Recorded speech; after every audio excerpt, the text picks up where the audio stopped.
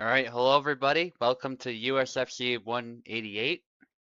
I was away the last time because I was doing some work on the campsite and enjoying the Canadian wilderness. I cannot promise that I won't go back on a different weekend, and that therefore I won't be hosting the USFC perhaps sometime in August as well. Uh, just because the weekends are the most convenient for me to head out there, and it'll also depend on the weather. We get a lot of smoky weather lately because of the wildfires, and the rain has been awful, as have the mosquitoes. But if we get some more regular summer days in August, perhaps I'll head out in the future. But in which case, Platypi, I'm sure, will be more than willing to host, as will some other people. Was not aware of this banger. If anyone is curious about the music, it's called It's Dark in New Orleans, and that's from Hunt Showdown, the game Hunt Showdown. Awesome sort of Western mix with Gothic type music, which fits the setting because it's basically the Old West, but there are zombies and stuff like that as well. Without further ado, we will get straight into the game. And we have some pretty nice looking fights today by the look of it. We have Nug against Bobo to start us off, then Synth against Pico right after that, which is really exciting. Glad to see Synth coming back in. At this point, she is a very seasoned, I would say veteran at this point of the server. She's been with us for quite a while and is one of the best Isabellas of all time. But also plays a good Saber game as well, so I'm wondering if we'll see a bit of that as well. But let's get Nug in here right away because Nug needs the first fight. And I'll get into commentators. As always, Bobo, if you want to join, you might not join right away because I know you like to focus, but if you want to join later, you're absolutely free to do so.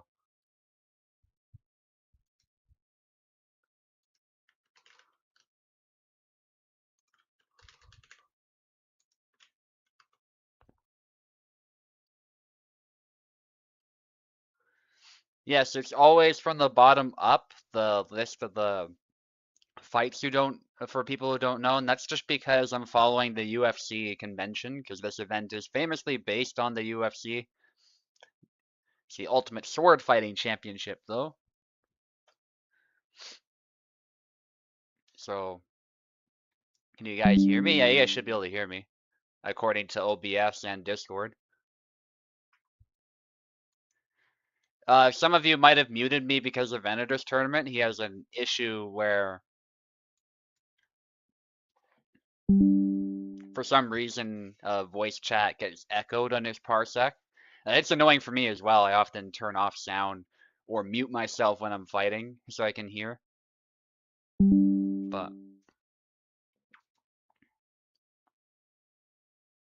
yeah, if you have me muted for that reason, make sure you fix that. That's probably what it is. Okay, Nug on the left, Bobo on the right. If anybody needs keyboard, let me know. I'm pretty sure Bobo does.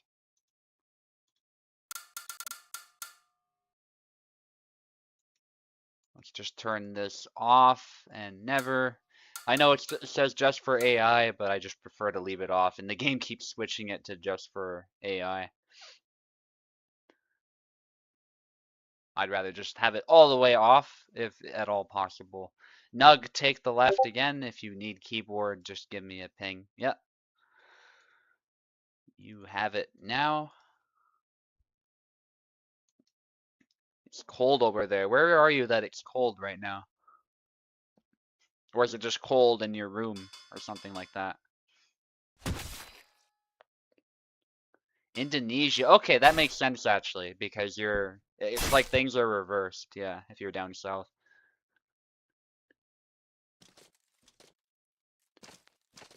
All right, that makes sense.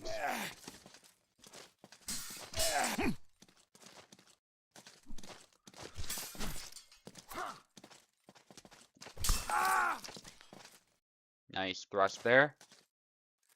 We got Samuel against Zera. This is a matchup that can really go either way, but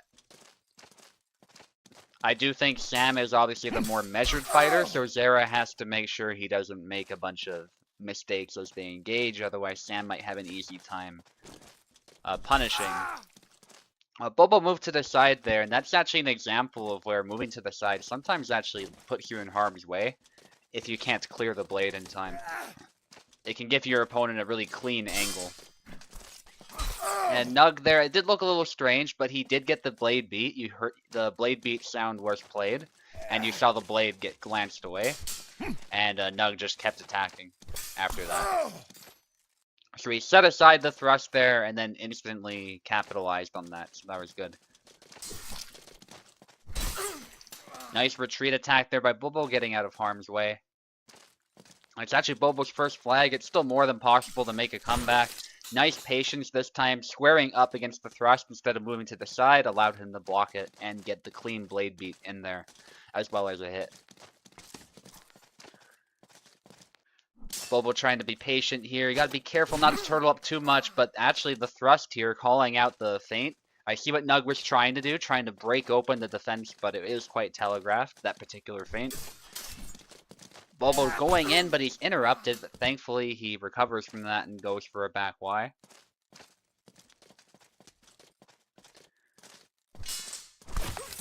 Nice sidestep into a cut to the arm. And actually, it's equal now. Bobo has done a great job adjusting to his opponent. Probably wasn't so warmed up at first, but now more than ready. But there we go, snap cut calling out Bobo as he gave up a lot of space, and then his windup was immediately punished. That's why for a lot of these attacks that have high windup, you don't want to be in measure when you're winding up. You instead want to lead with the blade. So by the time you're actually in danger, your blade is the thing that's leading first, so your opponent has to address that first before trying to go punish you. But this time, Nug is able to convert his initial lead into a victory. Alright, one moment guys, I'm just gonna switch the names. Glad to see no technical issues, they're on the ball.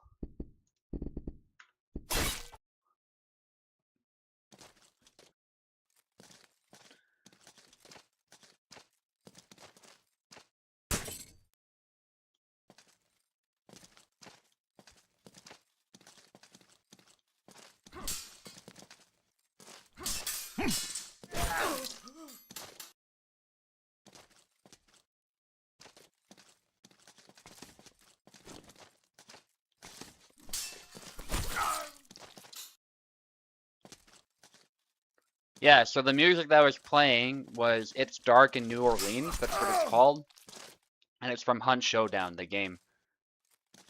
I was playing the instrumental version. There is also a version with vocals that's also pretty much just as good.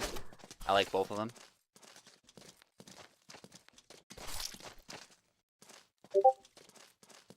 Yeah, if you like that type of music, the developers of the game did all the music themselves. They basically have a bunch of songs that you can go listen to.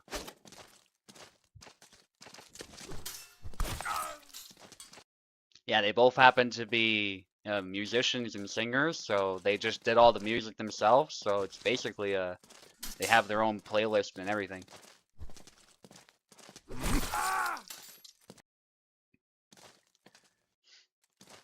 And of course they allow you to play music and videos and stuff, because it's video game music, and in this case they don't care about the copyright stuff, so it's nice.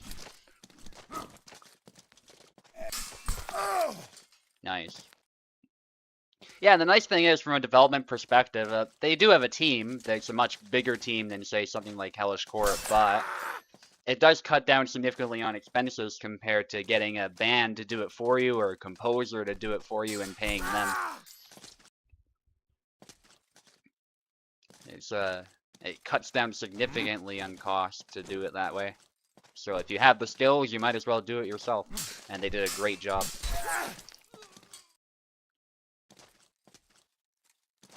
Yeah, so the original 2 developers did all the music and all the voice acting too in the game.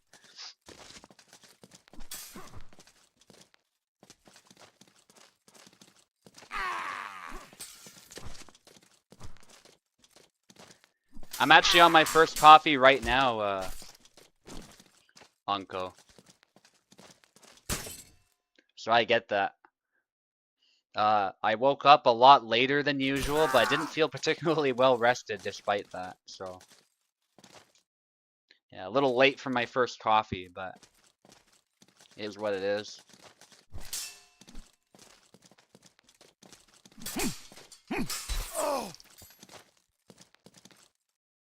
Late for me anyway, it was like 7:52 I woke up, something like that.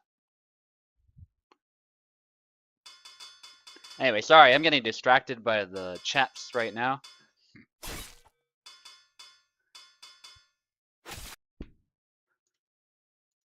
Let me switch the names.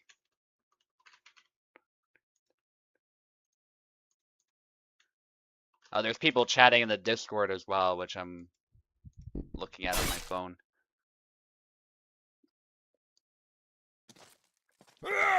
You keep loving Hunt Showdown more and more, want to play it someday. I think it's on sale still. I don't know. It was on sale certainly for a while.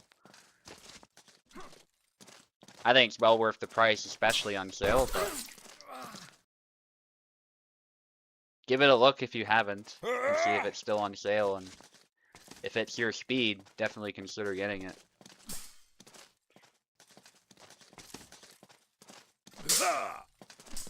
The teacher's bird, yes, exactly. Teachers usually have to get up pretty early.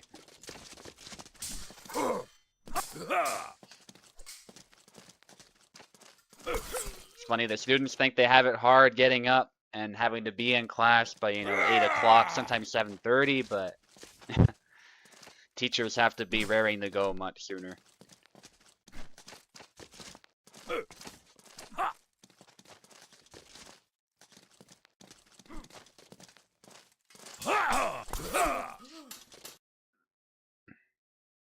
So Bobo is going with Connor this time. I think he's practiced Connor a little bit, if I recall. So this will be a bit of a puzzle for Nug to solve. Connor, like Venator was saying, is sort of one of these gimmicky characters. He definitely has a gimmick that can be really annoying and difficult to deal with in skilled hands, but if you're able to bypass that gimmick being the shield, he suddenly can become really easy to beat. But it's a matter of Nug passing the knowledge check and figuring out what it is Bobo is trying to do. If you do not pass the knowledge check, or the Connor player is just better than you, Connor can be very, very tough. His defense is really strong.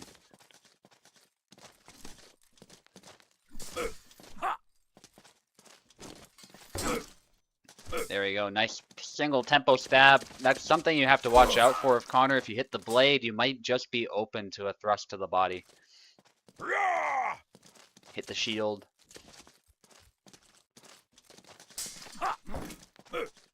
Blade beating is an option. There's some others. I won't get into specifics here with Samuel that you can try.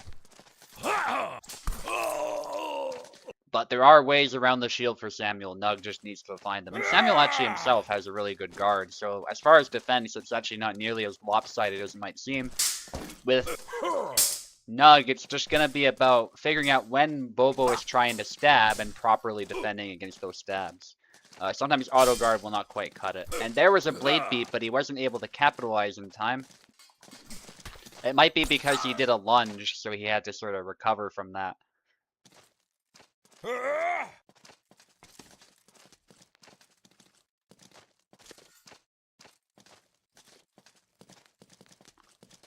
The chicken dance there by Bobo. I think that's if you press grab with Connor, because Connor has a shield, he cannot grab. He does weird animation. The AI will spam it sometimes too, because they're trying to grab you. The AI in this game is a little bit rudimentary, it has to be said. So it doesn't understand that it has a shield. If it sees the opportunity to grab you, it will try to grab you.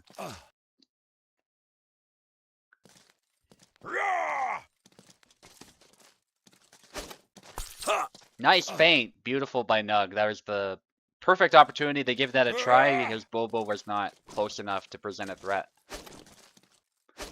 Now you gotta be careful because that feint can be called out. We've seen this before. Yeah, Bobo trying to call it out there. Nug had to go back on the defensive. But good blade beat, and then an A cut to the arm.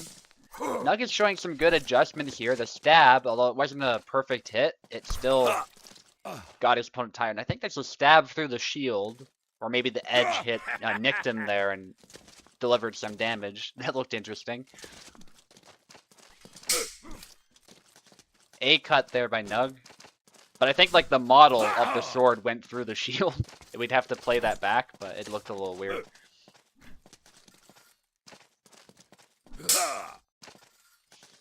A sword going through a targe is pretty crazy. Some of these targes could actually block musket balls if you held them at the correct angle, believe it or not. They're pretty tough shields. There we go. Nug actually makes great adjustments and manages to win it in the end.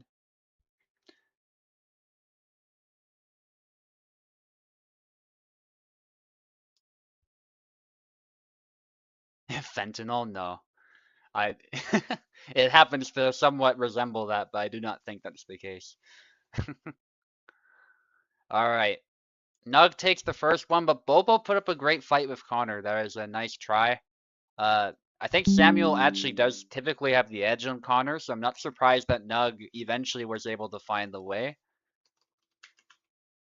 But good on Bobo for making it tricky.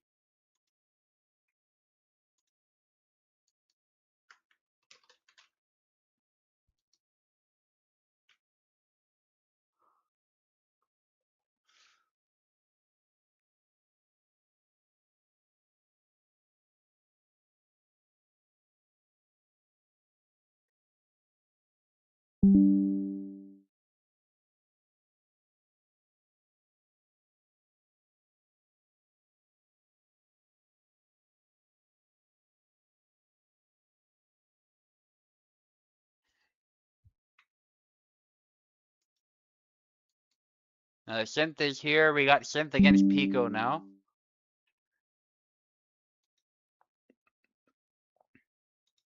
Looks like Anko's dealing with some insomnia, which really sucks. I've had rounds of it. I don't get it constantly like some people do, but when it does hit, it is nasty. I'm not a fan. I do not envy people who have like chronic insomnia.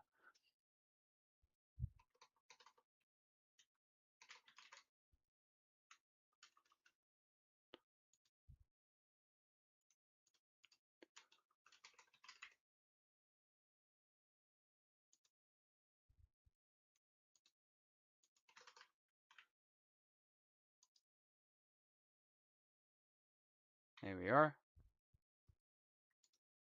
Pico, join again. I saw your name, but for some reason it disappeared. And Synth, I assume you need a keyboard. I know Pico does.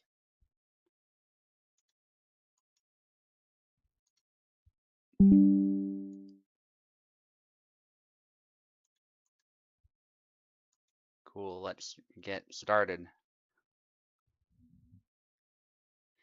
Yeah, so obviously, if a bunch of English troops are firing muskets at you, you don't want to sit there with the shield and block it constantly. But if you know a volley is coming, it might just be worth it to try crouching behind it and angling it up. And that's famously what the Highlanders did. And that does two things. That makes you a smaller target, and it potentially allows you to deflect a musket ball, at range in particular. And then from there, you charge in and close in on the English troops as quickly as you can. And especially against the plug bayonet, where the English would essentially place the bayonet inside the barrel and thereby prevent the musket from firing again to fight in melee. That particular tactic was very effective. But once the English developed the socketed bayonet, they were then able to... Alright, somebody's trying to take a screenshot or something. I don't know what they... Alright, sorry about that. Somebody alt-tabbed or tried to screenshot. I don't know what that was. Anyway, you guys can continue. You probably can't see it on the stream because of the game capture.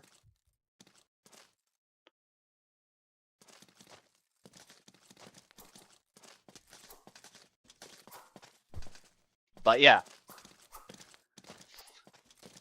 So once the socketed bayonet was introduced, the English were then able to keep the bayonet fixed and continue firing, and that proved to be what enabled English line infantry to overcome the Highland charge tactics.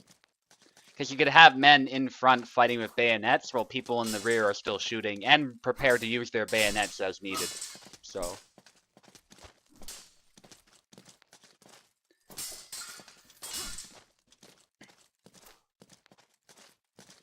but for a long time, it was a fairly effective tactic. Obviously risky, it didn't always work, but when it worked really well.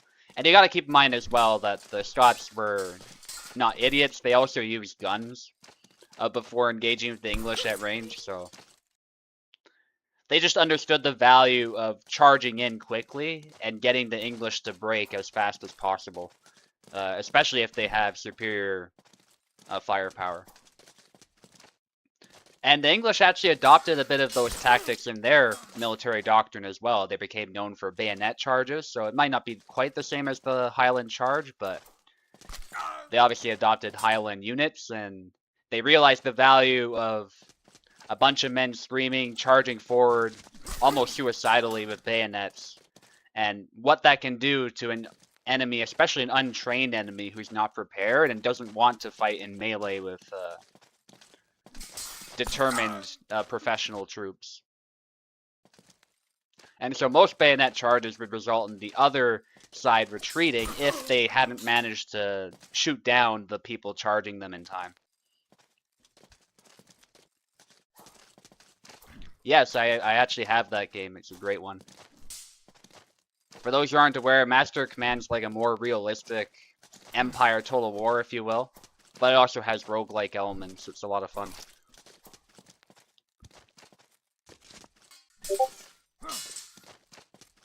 Anyway, let's focus on this fight here. Looks like Synth is starting to mount a comeback, but Pico has been ahead with Calc.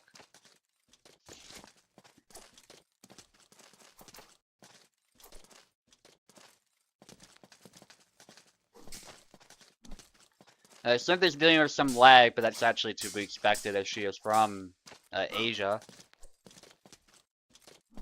To be fighting this well despite that is really impressive. Pico is having to pull out all of his tricks here to finally close the win. But it's not over just yet. Sam is also one of Sim's best characters, so I'm not surprised to see Samuel used. Maybe we'll see an Isabella at some point.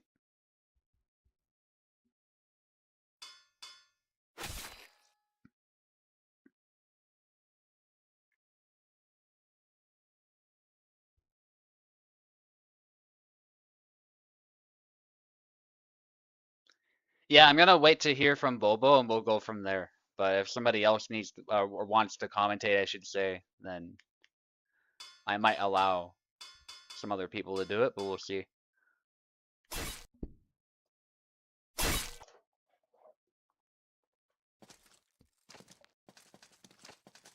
Yendrik, it looks like, this time. From Pico. Pico is known for switching characters, so no surprise he goes with somebody who's a little bit memey. Yendrik is a glass cannon in the sense that he doesn't have an auto guard because his weapon is not particularly defensive unless you use it a specific way, but even then, compared to a sword, your hands are very exposed, so this game simulates that by more or less not giving him an auto guard, so you have to play with distance and play with his long guard and the top of his axe to try and block the opponent's weapon, especially with active attacks, but you can't do it in the game quite like you can do it in real life, so a lot of the time what you end up doing with Yendrik is just playing the distance game and hoping that you land a decisive hit. Sometimes charging in can work too, but obviously because you can't block, you have to be absolutely certain that you're safe as you go in.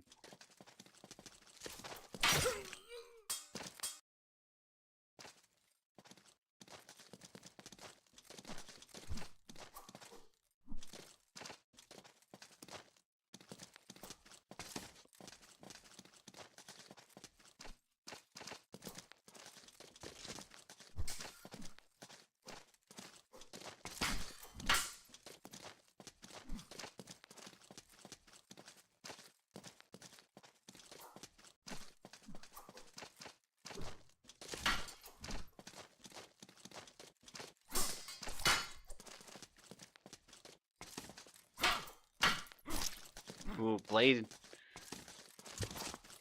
beat Yendrick a little bit there. Now he's tired. This is a tough one for Yendrick. Samuel being a Saber. I'd say Sabers in general have the edge on Yendrick. Which is funny because in real life, if you've seen my videos of Russ Mitchell, he actually says the Focus, especially provided the Focus user actually plays the distance game properly, has the edge over the Saber.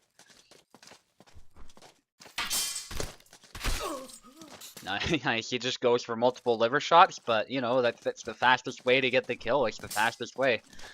Sometimes you can chain into elbow strikes too. We actually haven't seen a lot of that lately, but if you get really close, that's what happens.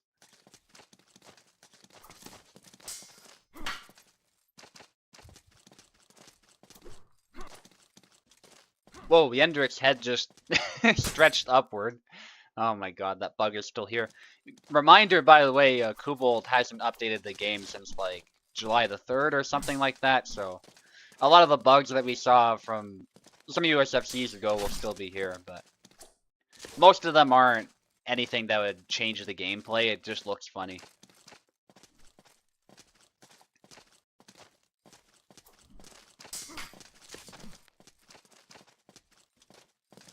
Now, Pico is certainly making this a fight. He's a really tricky player with any character he plays, but Yendrick is no exception.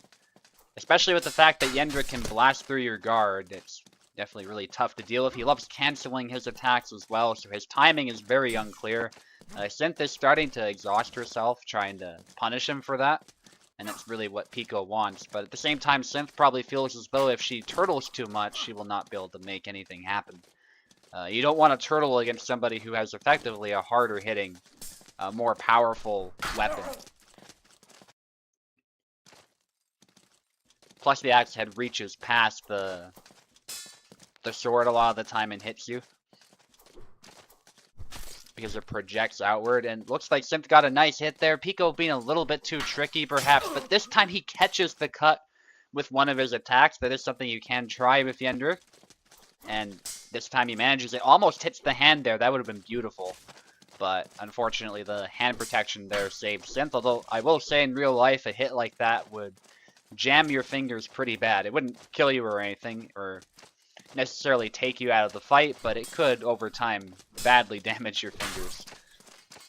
But if the game simulated stuff like that, it'd be really problematic from a physics engine perspective, and probably a balancing perspective too, so obviously that's not going to be in the game. If the hand protection does its job, it does its job. But Synth does take it this time.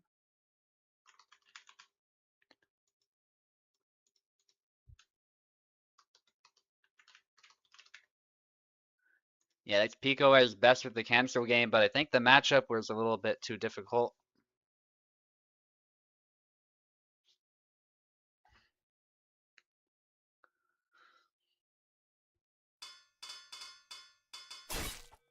Yeah, I might talk to Kubel about that. Again, he hasn't been that enthusiastic about applying feedback about characters, but he has at least responded and he has acknowledged it, so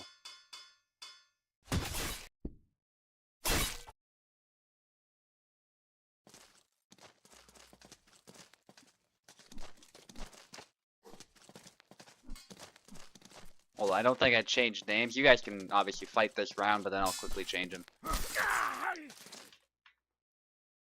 if needed. No, we're good. I did it so robotically, I didn't even notice.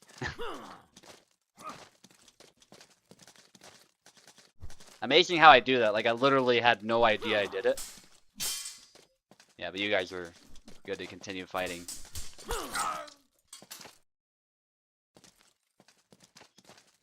So we're currently at 1-1.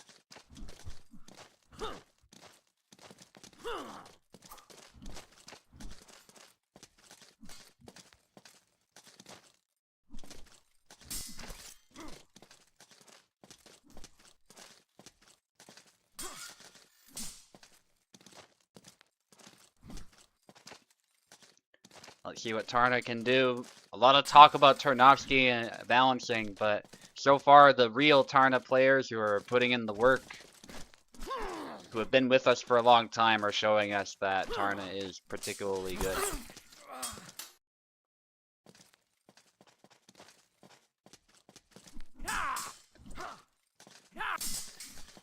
Excellent by Pico, showing us how tricky Tarna can be.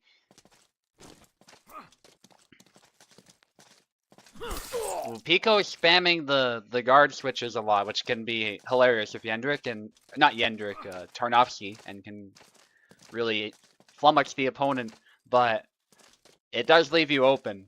At the same time, though, you're always primed to cut, so that's why Synth is not taking the bait right away. Doesn't want to eat a cut to the head. Which Pico can throw any time. In fact, he can chain that cut into 3 cuts if he wants to, so it's pretty much death for Samuel if he makes a mistake. Especially if that hard-hitting Dusak, it's one of the hardest hitting weapons in the game, if not the hardest hitting. Only rivaled by Denise's Saber. And to an extent Zera as well, but I do think Tarna actually does a bit more than Zera. Because that Dusak is particularly heavy and cut-centric. But not to the point of being overweight, which is nice. It's basically just built like a cutlass. A lot of cutlasses were actually heavier than sabers. If not the same weight.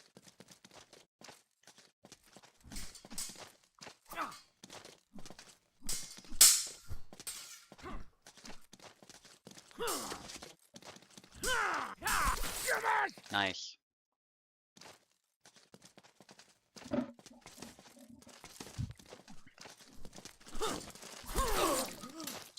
Nice. Yeah, Pico making it a bit messy here, although he is behind. Simp has been doing a good job respecting the blade just enough, and then going in when it's safe. That's what you want to do with Samuel. You don't want to brawl with Tarnowski, that is a recipe for disaster.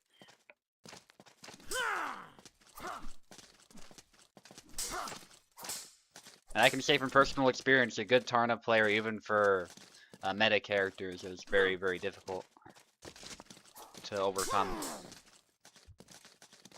And at this point, I would say he's part of the meta himself, actually. Tarna, Samuel, and Yazuk, those 3 characters are very much meta picks, I would say. Even if they're not necessarily S tier, they are A tier and can hang around with the S tiers, no problem. Barabash as well is in that sort of high A tier crew. I don't consider Barabash to be S tier because Jan has a lot more tools than him, as well as more HP. But, Synth does take it here, and needs one more. Jan also has more reach than Bara, so Bara, if Jan is played perfectly, is typically a bit outmatched. It's a matchup Bara can win, but it's quite uphill.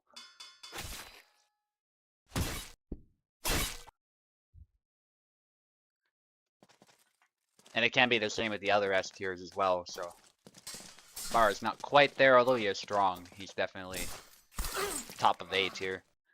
But Pico goes back to Calc. Calc went really well for him, so no surprise.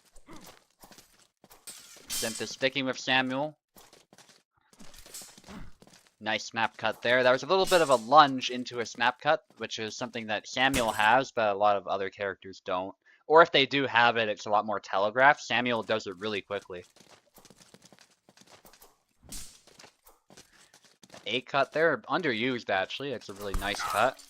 There's the chop by Pico. And Synth was moving back. I don't know if she was trying something, but we've discussed this before on Friday. There's this notion that moving back always makes you safer in this game, but there's a lot of cases where that's actually not true, especially against stabs.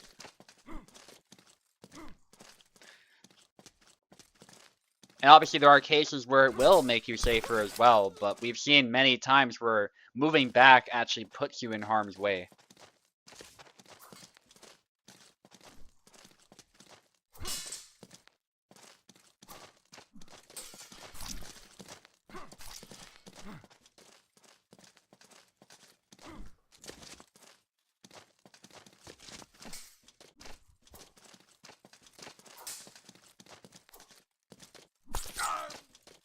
Nice.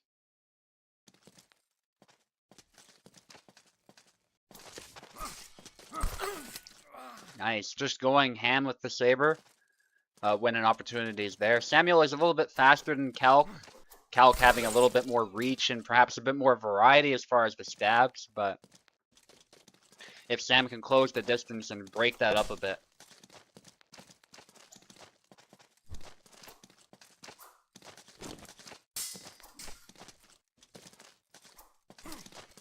Nice stab. Oh, and Pico is tired as a result, even though it didn't kill. Nice blade beat, but still not able to convert into a proper kill. It's a double. Calc's cuts do hit really hard, actually. Harder than Samuel's for sure, so you gotta be careful trying to trade with them.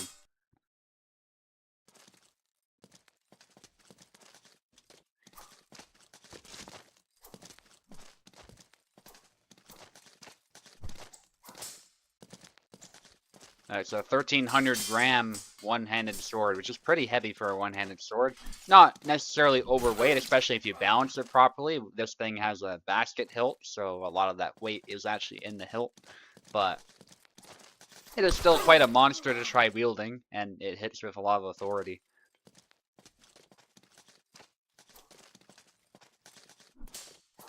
But by no means is it overweight necessarily. For somebody like Calc, though, wielding it for extended periods of time might be a little bit exhausting. Nice. Pico did a stab and then went for a cut right after to the face. Brutal finisher. Cutting the thrust, but the thrust is displaced by the cut. Nice attempt there at the sidestep by Pico, but not able to get the hand. Again, trying to go for the hand. That's a wild cut that Calc has from long guard left foot forward. And it actually can be quite effective, but Pico is not finding the angle that he's looking for. But I see the vision. If he lands it and sets it up, it could be devastating. Pico with a lot of cuts here, trying to keep synth at bay. You can see he has more wind up on the cuts, Calc that is, but he does cover more range with them. And he can switch up his timing in some really surprising ways.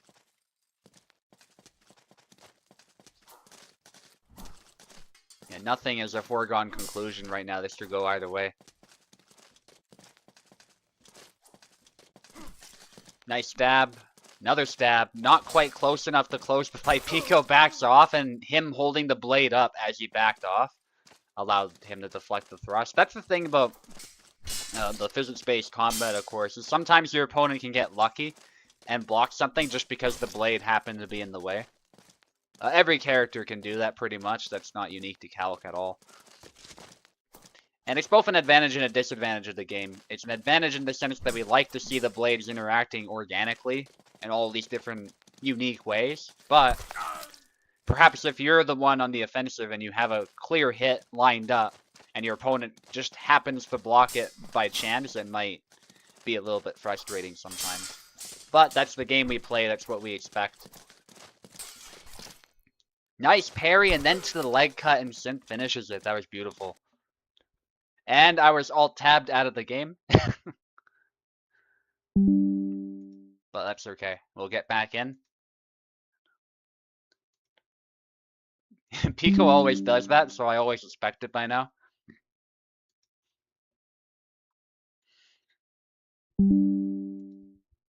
It's become a bit of a meme with him, so it's not a big deal at all. Platypi on the left and Radizig on the right for the next fight.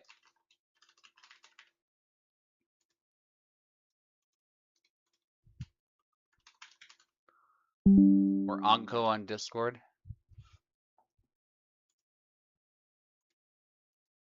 There's Platypi waiting for Rats. And after that, we have Lanchknecht against Apostle. Next against Chengdu. I hope I'm pronouncing that correctly. Looks like a Chinese name. And then Info against Oak. And then I'm going to be fighting against Dauntless for the... Dauntless will be fighting me for the champion title.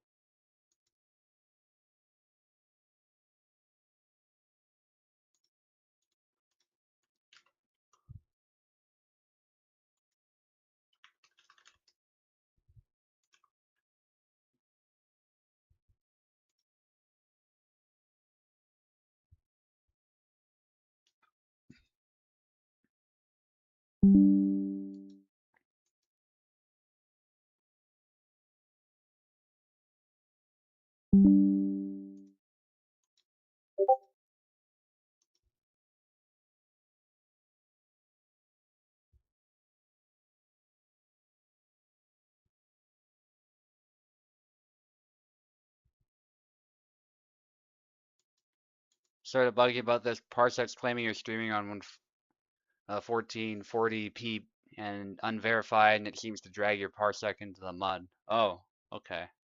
Is your hardware not able to handle that or something? Whatever it is I'm streaming at?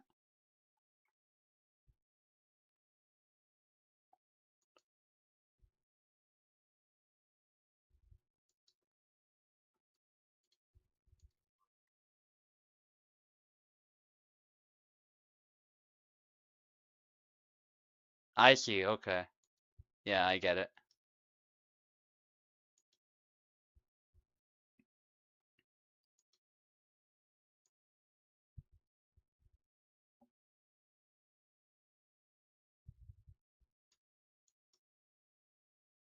So I have used client resolution on right now, which is it automatically adjusts the host resolution only when the computer owner connects. So it's supposed to, I'm not saying it is, but it's supposed to, I think, adjust automatically. You might have to go in and play with some stuff as well.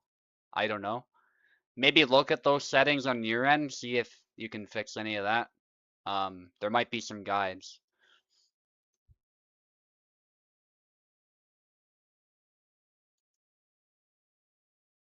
Yeah, it might be, you might have to look at something on your end and we'll go from there. I'll look into it as well. I don't know who needs to do what, but we'll figure it out. All right, platypi, it might be something I have to do as well. Platypi on the left, rats on the right. Thanks for bringing that to my attention, though, if anyone else has issues with the resolution. As my hardware is pretty robust, but that does mean if your hardware can't handle that, then perhaps it could lead to some issues.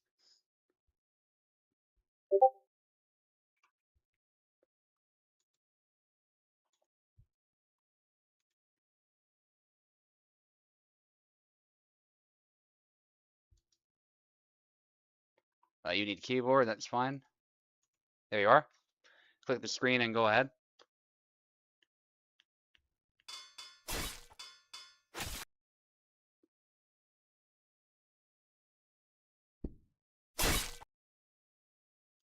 $2560 by 1440 sounds right, yeah, for my monitor and stuff.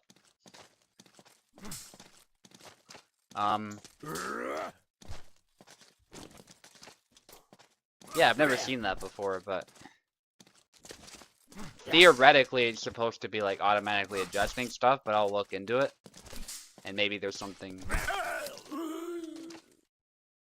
people joining can adjust. I don't know. But yeah, definitely we'll look into that so that you get a better experience, because that must be annoying to see that flash up constantly. Laszlo against Gideon, this is actually a pretty classic matchup that we don't see very much because Gideon and Laszlo are not played super often. Gideon in particular is actually quite viable. He's not necessarily top tier, but in the right hands, he's always been a menace to pretty much any character. And Laszlo used to be really good, but recently has been, well, relatively recently, it's been a long time now, but in the state of the game, it is relatively recent. Laszlo got nerfed, and it was kind of a stealth nerf because Kubel was messing with the saber damage, so. Ooh, nice punch there by Platypi, but not able to follow it up. Love seeing that, just throwing a punch in the middle of a sword fight. If you guys have seen the duel from Black Sails with cutlasses, it reminds me of that. Because the choreography in that fight was amazing. There was a lot of punching and kicking, but there's at times that made sense in the fight. Like, you deal with the opponent's blade first, then you throw a punch. Maybe there's better stuff you could have done from there if you have the opportunity to land a punch. But in the chaos of a fight, especially if you're not like a fencing master, it makes sense that people would do that. There are people who fight like that in real life, so it was very organic, and fights are not always ideal. Like, people do stuff that's suboptimal just because it comes to mind in the moment, and it gets messy. So It really simulated that beautifully. And so the two combatants came across as people who are trained, but they're not necessarily fencing masters. But nevertheless, if they were to experience, you know, throwing hands and cutting people with their swords, which goes a long way.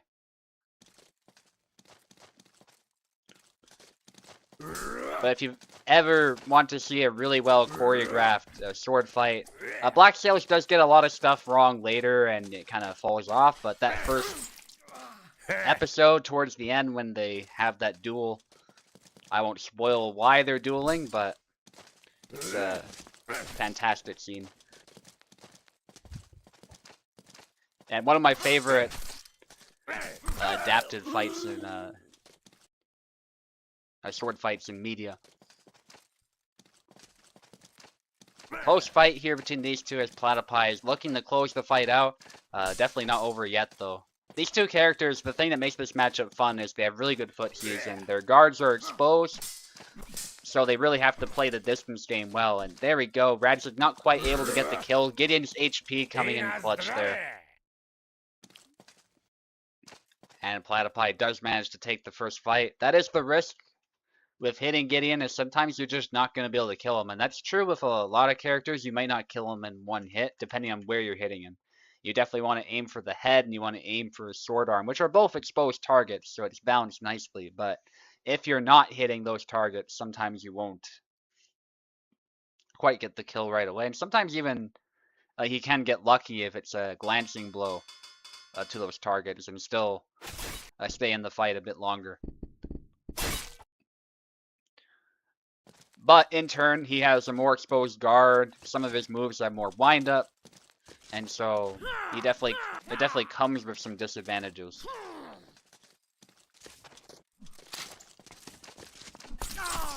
Nice A cut.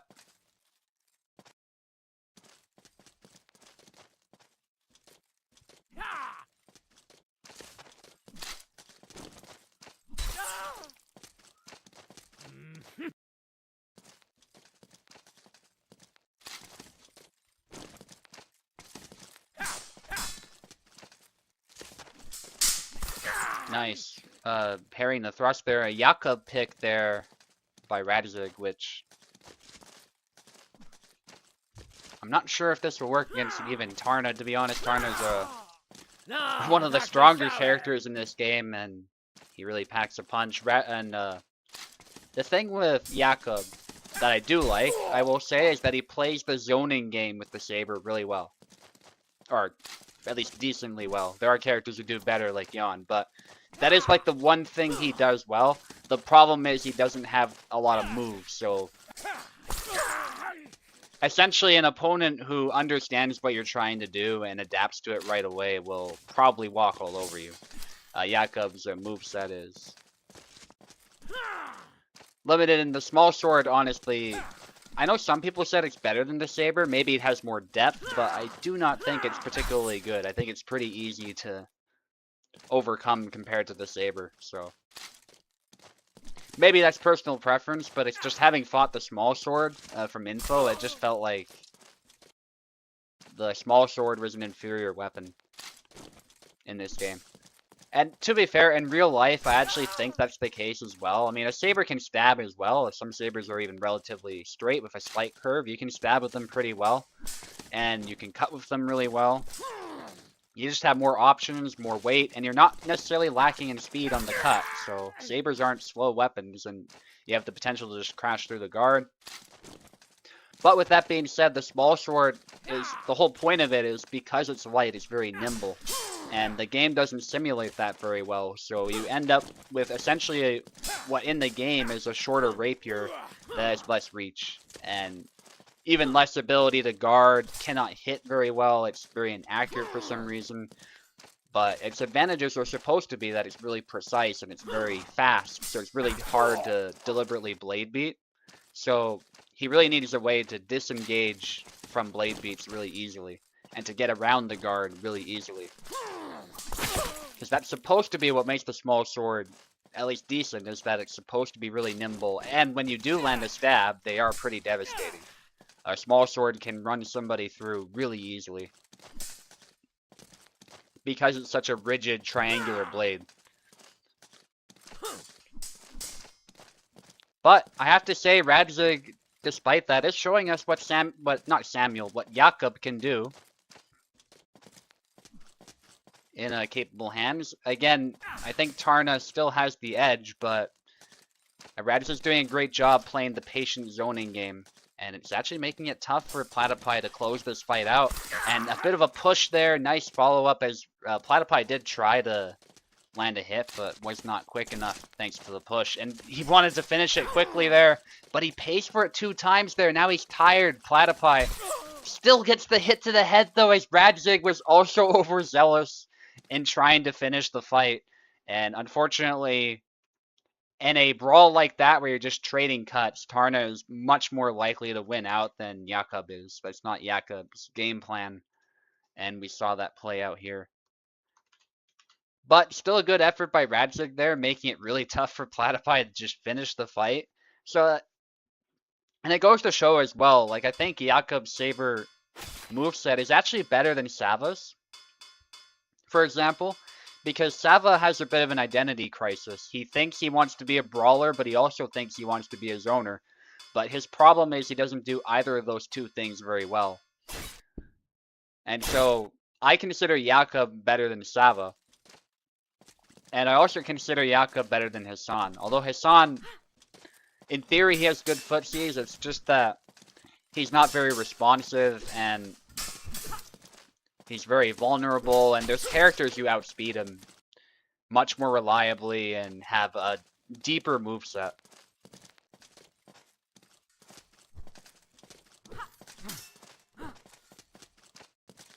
I'm happy to be proven wrong about Hassan. Russ Mitchell was still saying we were, in that video that we were sleeping on him. I have delivered the news, though, that unfortunately he was wrong, in the sense that Hassan still isn't that great, but he was correct that trying to play the distancing game with his footwork is the proper way to play him. You don't want to focus on the attack linking. That's a bit too... That's sort of missing the point with Hassan. And so Rush was 100% right about how his style is supposed to work, but unfortunately he needs more to be considered a good character. Still cool that his insights were actually helpful with people who are experimenting with Hassan, but unfortunately still very difficult to make him work. Back to the fight here. Platypi looking to close this fight out here. Looks like Radzig is going with Isabella. And Platypi trying it with Jan here. Jan's actually a great pick into Isabella. Both of these characters are S tier, so they can throw hands with anybody and do just fine. I do consider them weaker than Denise, but they both still have tools that can allow them to overcome that matchup. Good variety of tools. Isabella being more of a counter striker, and Jan is very much a jack of all trades. He does a lot of things really well. One of the best sabers, without a doubt. And Isabella does a great job of controlling the center as well. There's probably no character that does a better job than her. Denise is, again, I keep saying this, is possibly the exception to that because he has some excellent single tempo cuts, but beyond that, Isabella, bar none, does a great job of just placing her blade in the center, especially when you're making a mistake, and punishing you right away.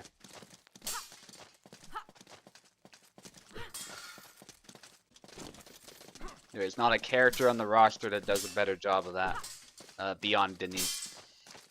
And we're seeing that play out here. Platypi with these wide cuts is trying to get in, which is what you often want to do with Jan, but essentially Radzig is not allowing that to happen.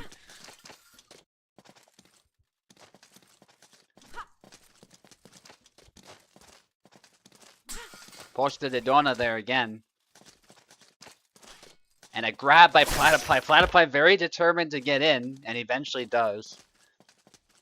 I had a feeling he was trying to grab or something, but I didn't want to say it. Yeah, he's definitely trolling his opponent a little bit here. But Radzig doesn't have an answer for it, besides trying to grab back so far. Although, to be fair, he was pressing back to counter it. It's just that it was kind of a stalemate. He wasn't able to get an attack in. Platypi's just going in, trying to grab his opponent, and it's actually proving more difficult than it was previously.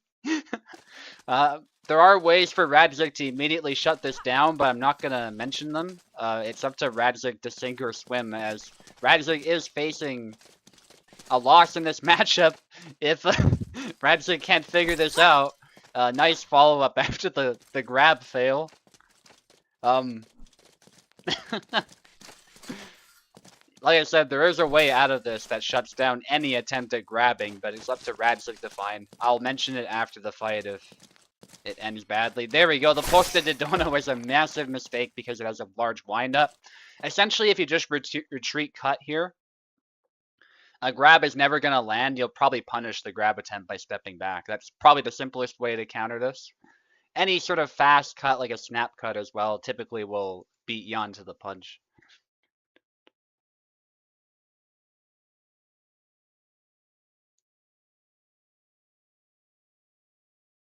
Anyway, good fights. Just sort of went in, forced that grab to work, and Radzik didn't figure out what to do in time, so fair play.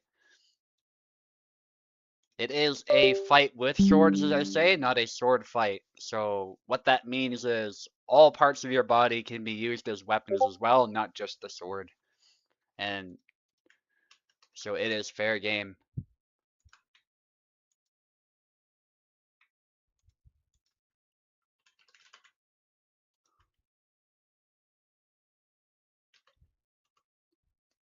Yeah, the mental component is very important. So Radzik is mentioning how they were struggling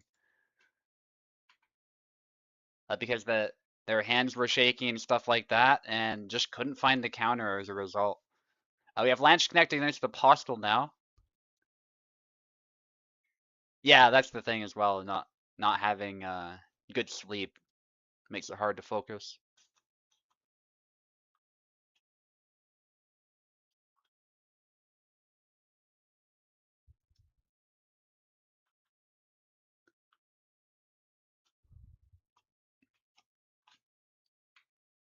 Yeah, left foot forward posted Dodona does crash through the guard. That might be an option as well. The caution with that, of course, is that it has a large windup. So typically just a retreat cut is the safest option, and it will instantly punish a grab. And there's some others like the snap cut too. But if you want to just blast through the guard, yeah, posted Dodona will do that.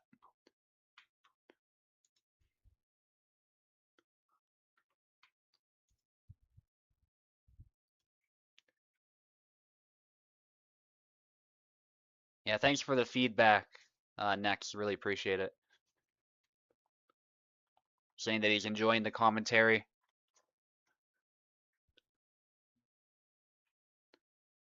Wants the game design, wants to forge, wants to do HEMA, but doesn't have the time to do all three because of the tangents I'm going on, which I really appreciate. I'm glad you're enjoying those.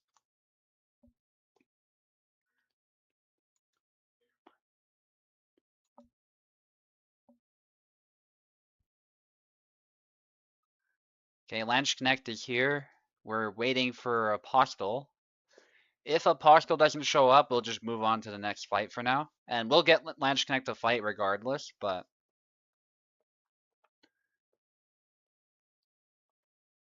I'm gonna give Apostle about a minute just for the sake of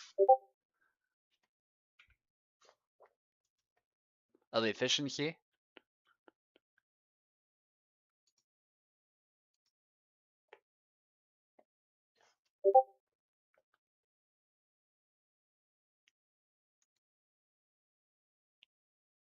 Can name you Squirrel. Okay.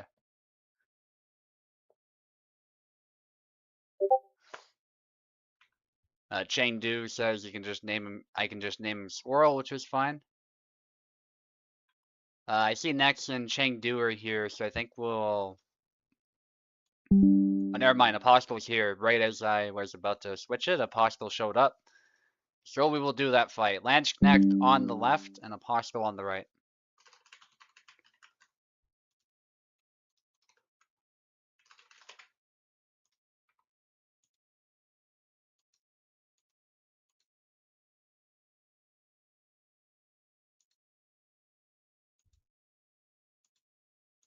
Alright, let's do it.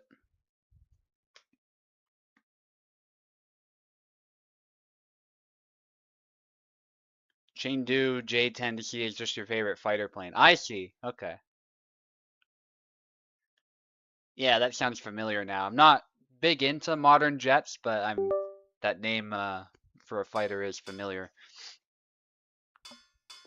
I'm roughly familiar with them, but it's not something I've studied in depth.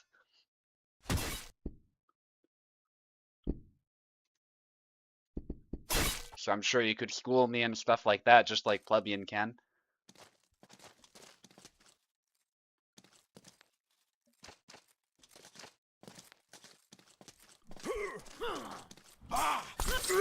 And there's a double to start off. Barabash for Apostle. Apostle being one of the better Barabash players in the server. And nice, Landsknecht able to secure the first flag. Nice retreat cut. Good late morning. It's actually noon for us right now over in Alberta. But yeah, it would be late morning over on the west coast.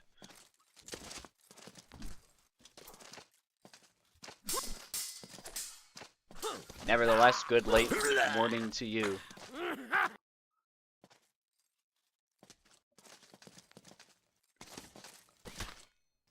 Ooh, punch there and a double. This fight's becoming a bit of a brawl, which does favor Tarnowski.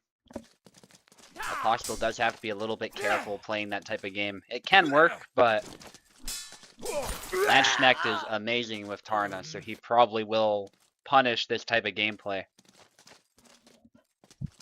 That's why I call this matchup Warrior versus Rogue, because Barabash is all about the speed. He wants to get out of the way, otherwise these hand snipes, these cuts coming around the guard, and just the pressure that Tarna can exert can be really devastating for Bara. There you go, a little bit too slow by Apostle there, that Y sidestep. Not able to catch the blade to parry it, which is the purpose of that. That's why it is slower, but if you do not manage to parry, then it can be a bit of a waste of time for Barabash. Nice sidestep. And yeah, the game's saying unstable FPS detected. Sometimes it does that on Venators too. It does that in pretty much everybody's host in my experience once in a while. I think that's just to warn you about the game slowing down. I don't think it actually means anything is wrong, because the FPS, as far as I can tell, is stable. So I think the game just detects the slightest hiccup, and it's like, there's a problem, you gotta fix it right now, type of thing. Which sounds like Kubold. Kubold is a great animator. He's great with mocap and stuff like that. So credit where credit's due to the guy, but his coding is a little bit rudimentary sometimes. And you know, that's just because he doesn't have as much experience with that compared to animation. So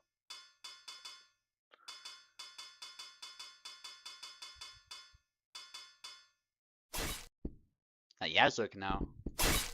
Interesting.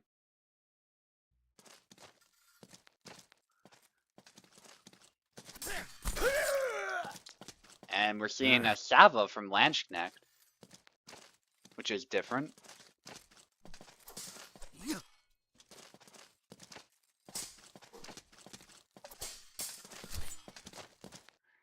We don't see a lot of Sava. He's typically considered rather suboptimal character. The dagger missed because his opponent sidestepped. The dagger is quite a novelty. It's not usually considered that effective. Yeah. And if you're too far and you start throwing stabs like that, you're just wide open. Yeah, the stab was a little out of measure there. You used to be able to kill people, by the way, in the middle of that animation, but Kubel changed it. The dagger drop, it was kind of hilarious. But not good for competitive play, so I'm glad Kubel fixed that. There was actually a piece of feedback that Kubel listened to. But that was a long time ago now, back when he actually listened to people and immediately fixed stuff. Would have been sometime last year. I'm thinking September or October last year.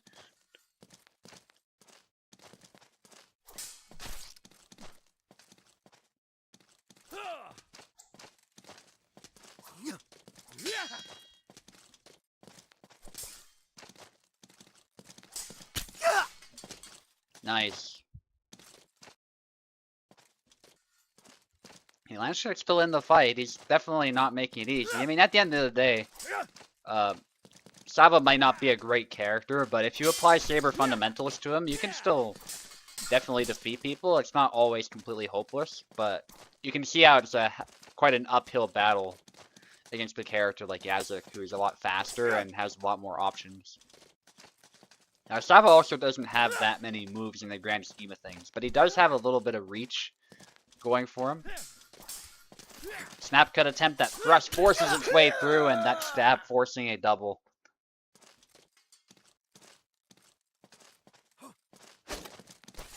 Nice feint there, bypasses the guard, but despite the powerful cut, and again, that's one of the issues with Saba sometimes, is the damage just isn't there. You'd think that cut might have ended the fight, but unfortunately, on its own anyway, it didn't.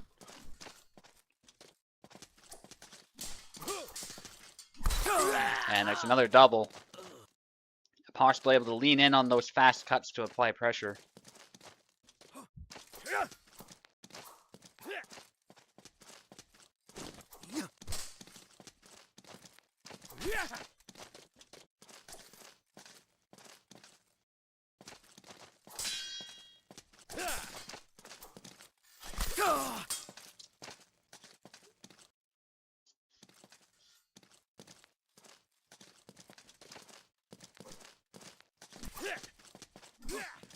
Nice.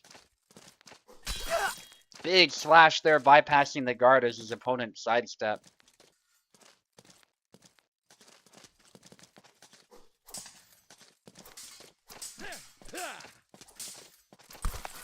And nice hit to the arm. It's actually a close fight now.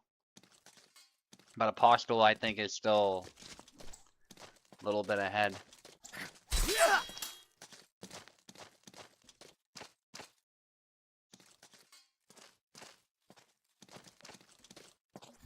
Nice flag there for Landsknecht in exchange. Again, applying simple Saber fundamentals now. That's the one adjustment that he's made, and it's allowing him to keep up with his opponent. But you can see how Yazuk just has a lot more tools. So it's a matter of if Apostle makes an error or not a lot of the time. Apostle getting a little bit tired there. Gotta watch that. It does lower your auto guard's ability to defend against strikes, but that stab is not enough to trade. It doesn't really do much damage. The dagger does manage to land it this time. Good pressure by Landsknecht. Still not a kill, but it did definitely take a toll on the HP and the stamina. Perhaps it'll help him down the road, but he cannot afford to trade to the head. Nice dagger thrust again by Landsknecht, applying some passive pressure, but then landing the dagger thrust.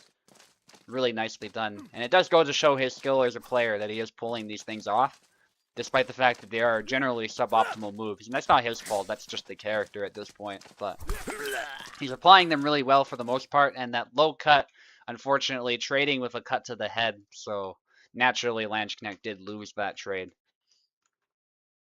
That's why you gotta set up leg cuts instead of going for them straight away, naked, because your opponent can easily call them out otherwise.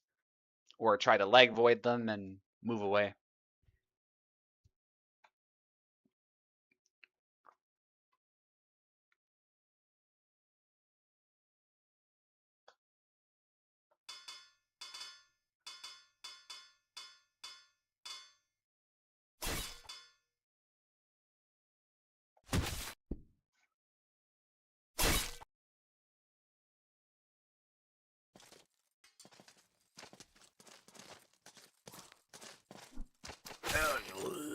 Nice chop there. Landsknecht going with Yendrick now, which is interesting.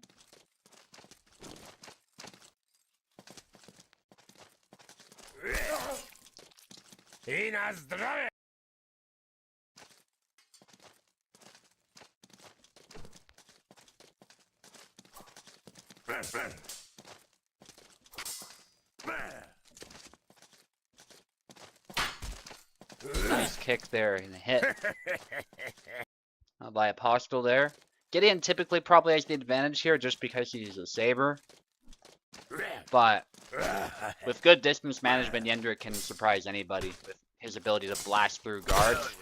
Nice retreat attempt there by Apostle, but the pressure was simply too much. Lanchnek did the right thing by continuing to attack.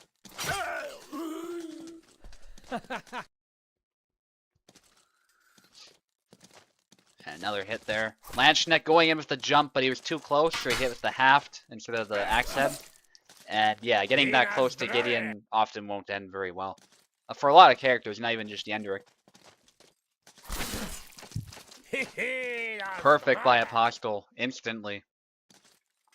Love those voice lines by Gideon too. Those are relatively new in the grand scheme of the game.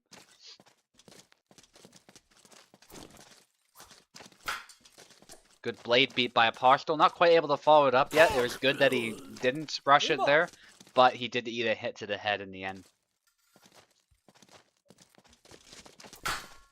Nice beat there.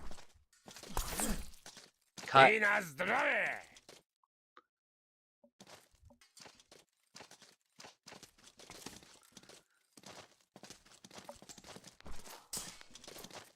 A cut there by Apostle. Not quite able to hit the hand just yet due to spacing, but he keeps going. Nice aggression there, Gideon. That's exactly what you need. You don't want to overthink it.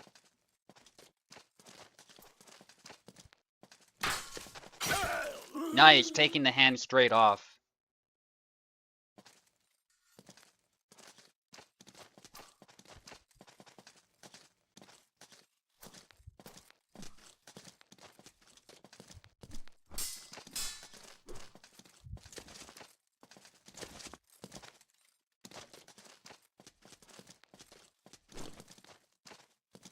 And this match will be probably pretty important. This round, I should say, to the conclusion of this match. Here we go, down to the last flag again.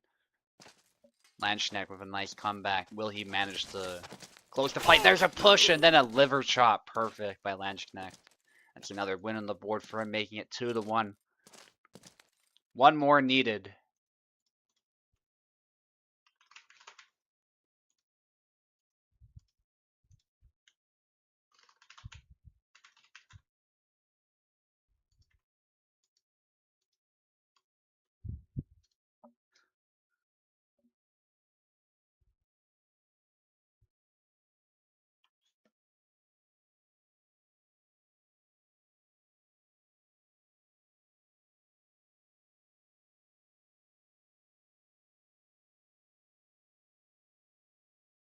Okay, let's see it. Postel on the left, Lanchnek take the right.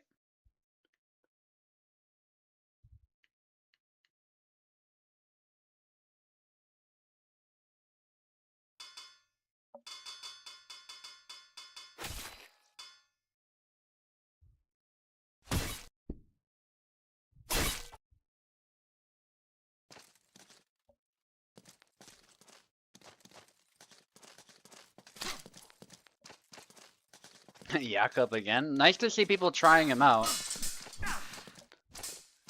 You know, I'm more than happy to be proven wrong about his current state in the game. I know I was one of the people who was open-minded about him being good because I saw what he does seek to do, and that's zoning with the saber. But the more I practice with him, the more I see the small sword, how bad it is. Like, what's the point of using the small sword? It's just funny to say because it's all about stabbing. It's a point weapon, but I dare say there's almost no point. The saber seems to be really where he shines. But even there, he plays a zoning game but doesn't have a lot going for him the more that I play him. I would love to see more though. I do think there's potential. It's not that he won't be good ever, it's just he needs some love, he needs some more moves.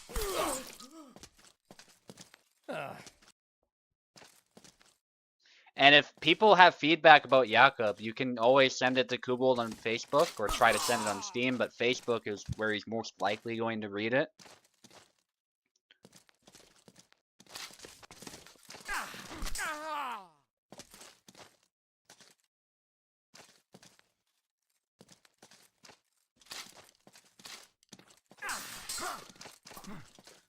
Will he do anything with the feedback? That's the question. We'll see, but the more people that send him feedback, the better. And yeah, no surprise, Jan is dominating the small sword with his variety of attacks. There it is, Apostle just walking all over that small sword. Landsknecht didn't necessarily do anything wrong with some of those, it's just a really tough matchup. And actually the reach, you'd think a point weapon would have the reach advantage, but that's a pretty big saber, and Jan does a lot of these stabs, so I actually don't think with a lot of these moves that Landsknecht has the reach advantage that he might expect with the small sword. And in fact, a lot of the time, Jan does better at range than Jakob. Certainly with the small sword, and even with the sabers added, I would say that as well.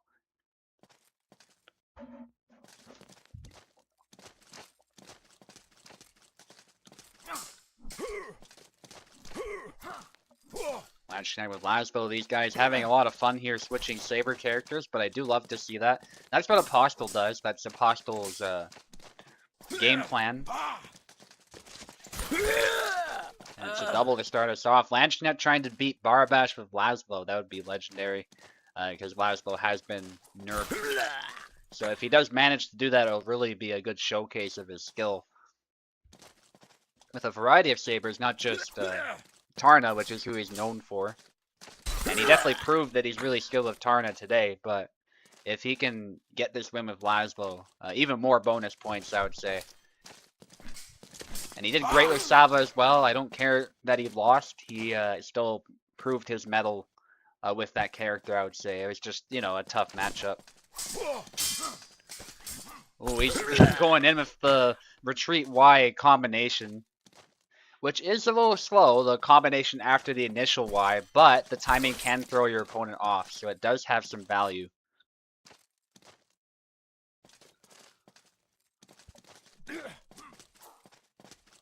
Going low there, both of them actually. Some lunges. Sidestep. Landsknecht looking for an opportunity to get in. The X cut there, and actually does manage to secure the head hit, so he does win that trade. Nicely done. A little bit slow with the leg cut, instantly punished with a cut to the head. That's the main problem with that particular leg cut, is how slow it is. But it does bypass the guard really well, so there is potentially some value there, but if your opponent reads it, then it's not going to work. Or just reacts to it. It's one of those reactable moves. Which some of them are in this game, a lot of them actually aren't. And that's what the auto guard is for, but that one in particular, like the player can instantly respond to it too. Oh, and there's her grab, nicely done by Landsknecht. Not easy to close in like that with Laszlo, but does manage it. Doing a great job playing the distance game. Moving in and out, but the sidestep, that is one of Barabash's really powerful tools, and it's used very well here. Going for a lunge, but instantly punished there. A little bit too slow again by Landsknecht.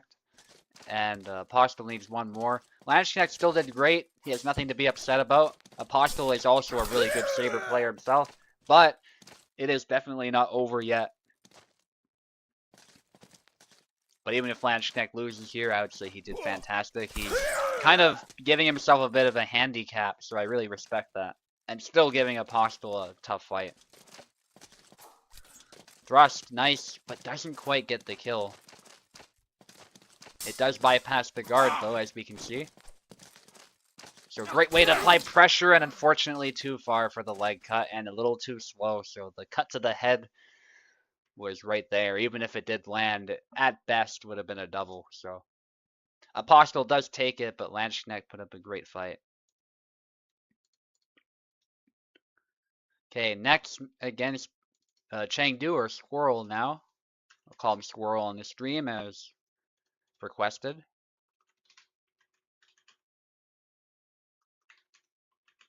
If I can spell squirrel. Apparently I can't. There we go.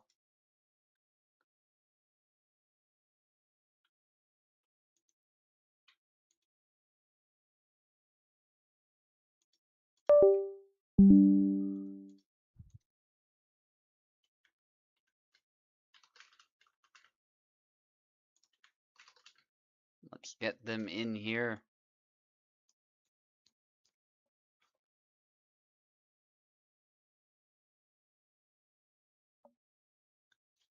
Yeah, that sounds like some pretty serious sleep deprivation. Definitely find some time to sleep there, rats, or because I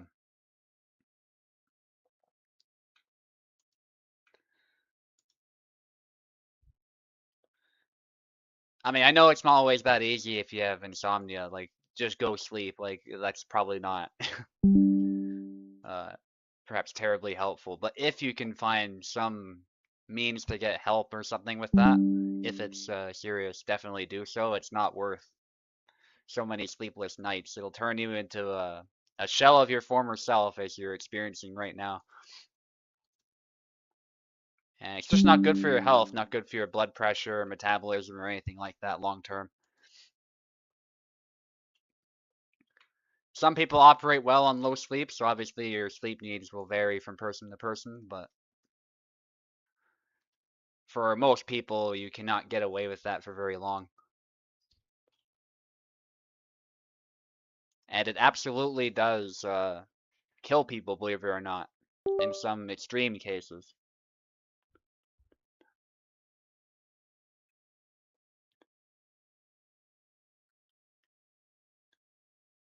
And I do not envy those people who end up with a insomnia that's that bad. Yeah, take the right side, a squirrel.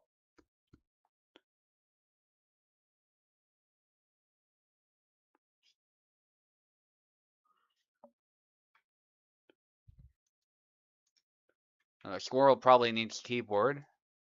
Not seeing anything happening, so try again, click the screen, and then use your keyboard.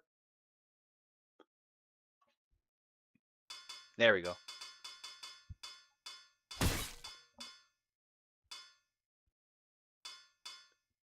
We have Isabella against Samuel, possibly. Looks like Squirrel is not sure yet. There we go. Goes with Squirrel and goes with Samuel in the end. Yeah, there's totally a Squirrel character in this game.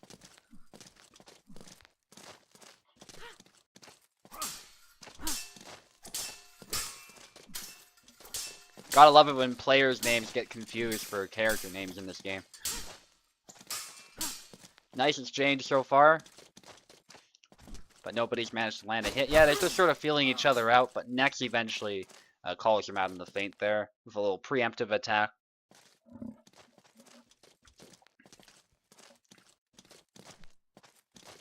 Wasn't so much a reaction, he was sort of testing the waters and his opponent happened to be feinting, but still, that's a good way to apply pressure and keep the fight going. But Squirrel does get a flag right back.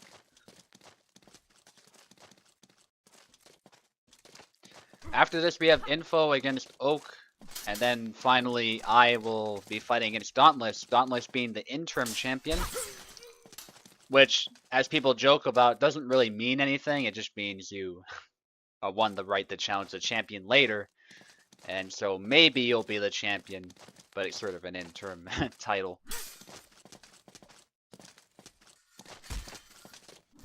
And like I said, I might end up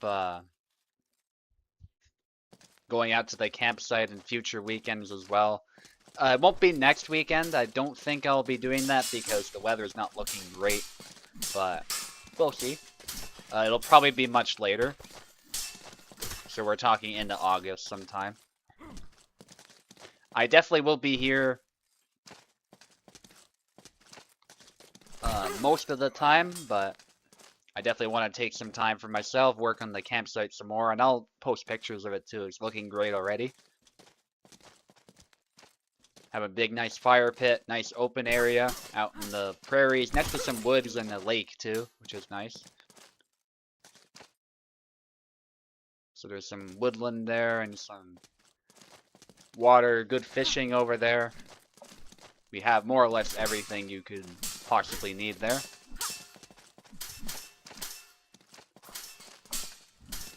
Okay, back to the fight though. Good exchange. Next is ahead though, for the most part. Squirrel probably relatively inexperienced. I think I've seen him do PvP, so he's not like new to the game, but relatively new to competition, I would say. And so Next, being a much more seasoned player, is going to town. Nice. Switching it up there for the upcut. So Nex is basically applying basic principles to the game, not underestimating his opponent, I should say. And just sticking to fundamentals, not overextending, which especially for Isabella against Samuel is pretty important. And it's paying dividends here. Really like how he's approaching this, especially against an opponent he might not know terribly well. But there are still some fights to go. Maybe Squirrel will be able to show us something new and surprise next a little bit. Let's see. The Samuel pick was good into Isabella, but he will need to switch it up. I think he's playing very linearly, which might be to his detriment because Isabella is very good at fighting for the center. Samuel might do better if he can fight more laterally at certain points and aim for the side of the head. Right button is hard, he says. Oh, they're both going Isabella, it looks like. That was really quick. If you didn't mean to pick Isabella, you can absolutely go back, but otherwise we'll continue. It's very easy to accidentally pick Isabella, so I understand if that was a mistake. But it looks like he's happy to just fight, so fight we will. Perhaps that's why he pressed it quickly. He wanted Isabella. And it's a back and forth exchange here. Very linear fight. But Nex is forcing his opponent into the corner. So I would say in this exchange he has a bit more initiative. But there we go, it's a double.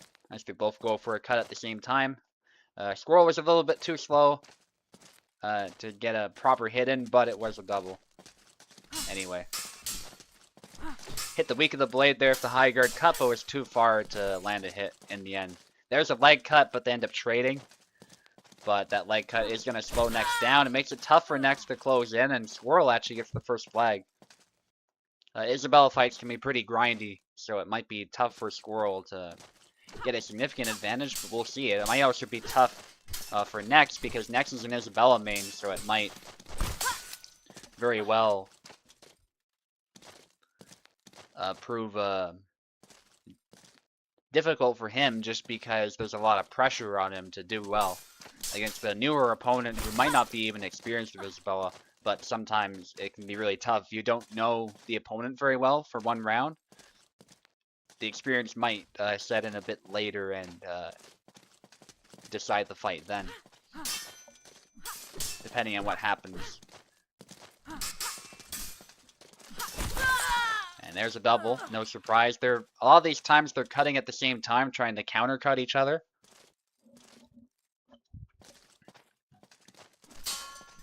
And it looks like Nex is a little bit more precise in these exchanges, so no surprise he is up by a flag. But nice using the pommel there, getting close enough to punch the opponent to bypass the guard. That's a good way to break the Isabella stalemate. This fight can be very grindy because they both compete for the center, but we're seeing better move choice by Nex now as well with the snap cut, which perhaps Squirrel didn't expect. He sort of walked right into it, which can put you in harm's way. And it's something that you learn as you play the game, is that the way you move changes how vulnerable you are to certain attacks. So the auto guard will not save you all the time, especially if you move to the side, but even moving back can actually put you in harm's way sometimes. So it's a matter of knowing how to move when you see certain moves, and just getting a feel for the game and how the auto guard works. Nice upcut. That's a great move in this matchup. The Isabella mirror. But it has to be used at the right time like anything else. Nice stab there by Nex, getting past the guard right at the sweet spot, which is what I was talking about yesterday, is in this mirror, if you set up the sweet spot just right, you actually can stab Isabella right in the face and get an instant kill.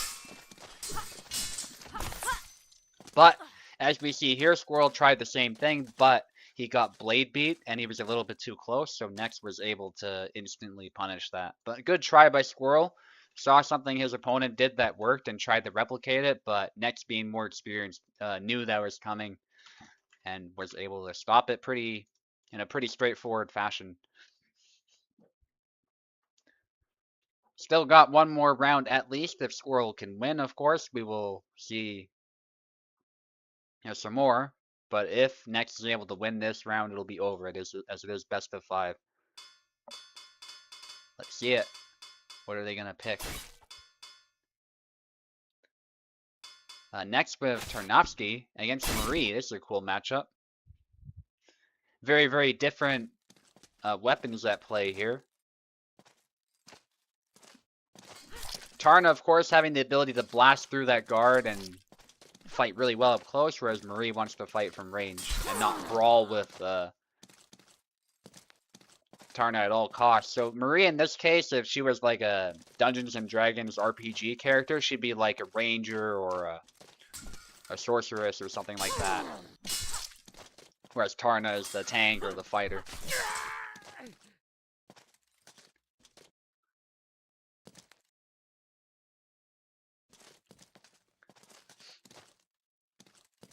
A matchup that either one can win, really. Tarna can absolutely demolish Marie's guard, but he has to get close enough to do that, so that's the challenge for him. Going in with a bunch of cuts, we can see the blade is just instantly beat aside. They're nicely done by Nex. Good pressure. Perhaps a little bit risky, but against a newer opponent especially, applying pressure like that can prove really effective. But even an experienced Marie player can collapse under that type of pressure. The rapier simply not having as much mass, so sometimes you can just blast through the guard depending on how you hit it.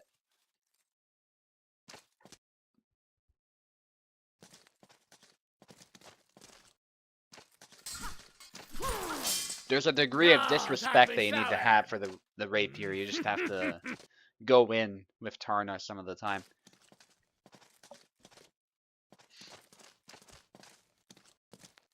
I haven't seen a lot of rapiers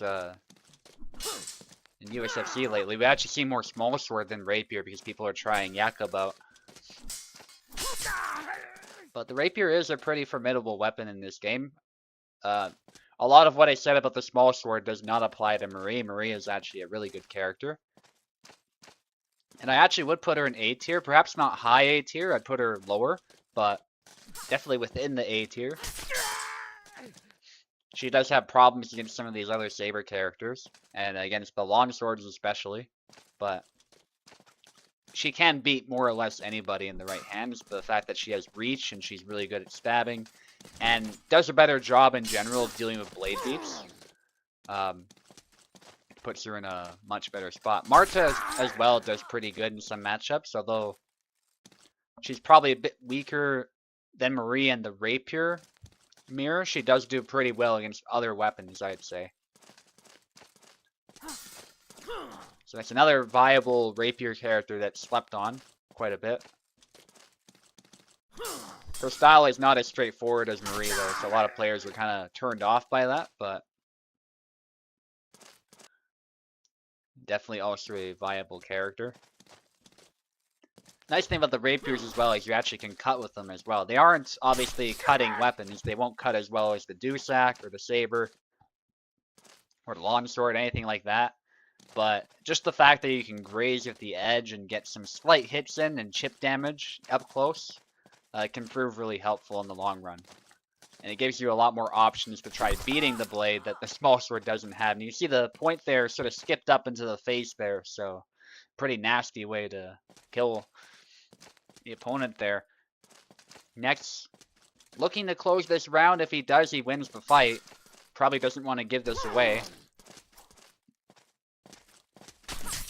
But there we go. He's a little too hasty to get in there, and the stab finishes him off there. So Squirrel with a point on the board. Good job with Marie. Kept it straightforward, kept his distance. Now let's see if next we'll switch characters.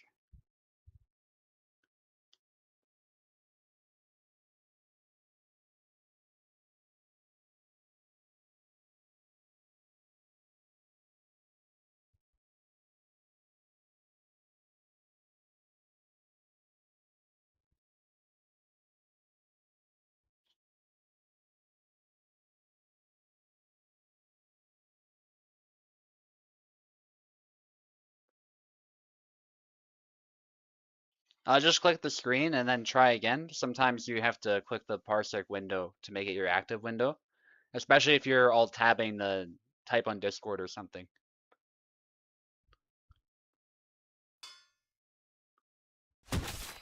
Back to the Isabella mirror. Oh, and somebody exited. If you were meaning to pick Isabella, make sure you select her again. We'll get started. Again, it's easy to pick Isabella accidentally, so I understand if you wanted Samuel or something. For the left player in particular, it's very easy to just press it right away and then suddenly you're Isabella, so all good. We're back to Samuel for Squirrel. Probably didn't want to chance Marie against Isabella. Rushed attempt by both, and nice retreat cut. Not a retreat cut seen super often, but it's actually really good for Sam. And there's a stab there.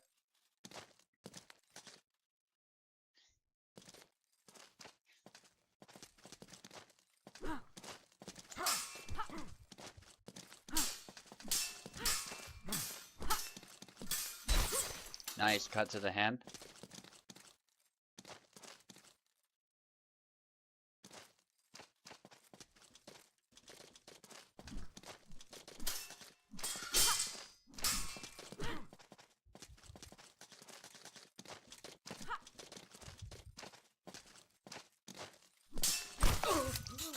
Nice.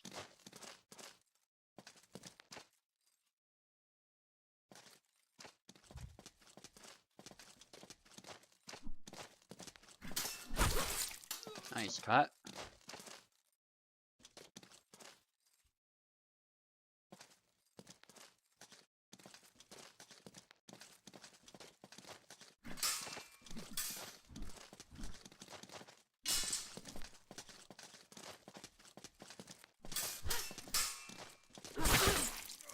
Nice cut.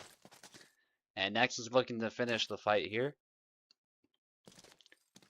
Definitely sticking to his main is proving effective.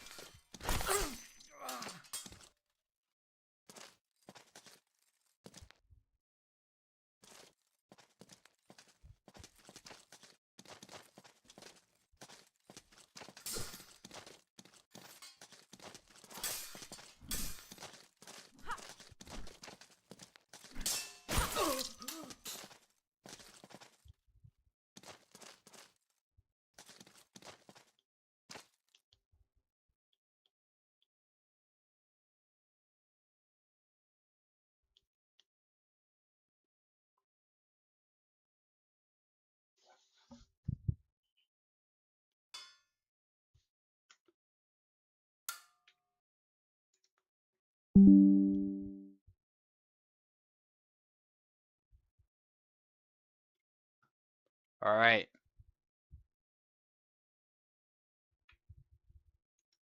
Info against Oak now. GG's to both fighters. Just looking at the chat.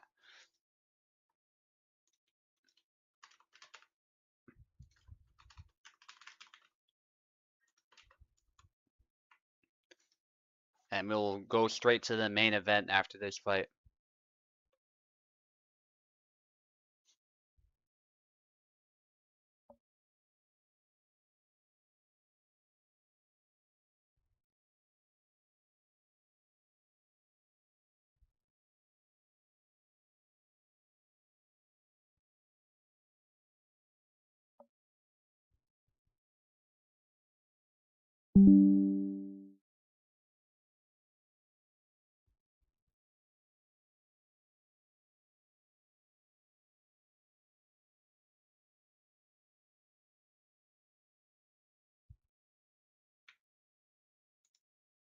Okay, Oak is here.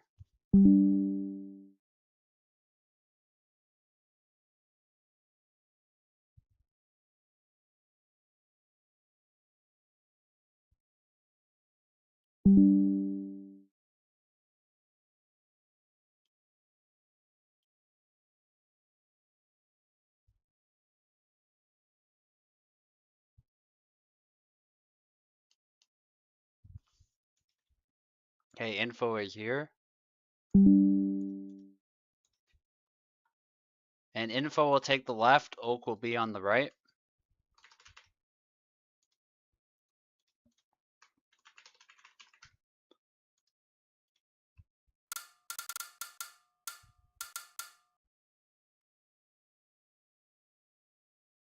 Alright, go ahead. Info has keyboard, Oak has keyboard. Make sure you click the window as well.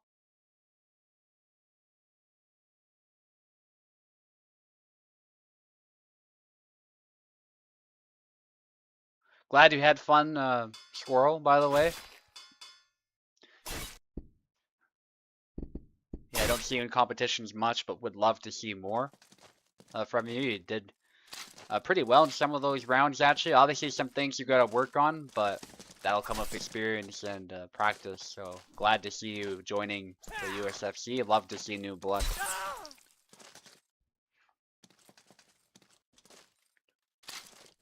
Unfortunately, a lot of these people have a fair bit of experience by now, even the newer guys, like the opponent I gave you. So there was a little bit of an experience gap, I would say, but you keep practicing, you'll get better. And sometimes that means losing a lot, but that's part of it, part of the process. Nice by Info getting a retreat stab to the face. This is a tough matchup, by the way, for Jakob. Made worse by the fact that Yazlik actually has a really good auto guard, so a lot of these stabs might not connect. This one does, because Oak was sort of moving into it. But there's a method to the madness. He knows the stabs are not terribly likely to kill him, so you might as well move in and try to get that guaranteed kill with Yazlik. And beat that small sword to shit. A bunch of grabs and punches there by Info. Going bananas, but not really much to show for it, as Oak, yeah.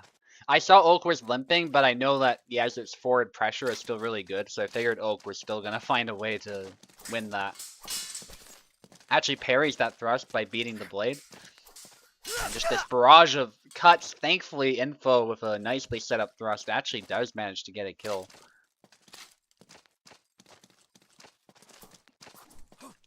I get a kick out of the fact Info always switches to the small sword, so she's always like, give me a second, I gotta get the small sword out. And it's a double. You could probably exploit that if Isabella and try to just dash Y.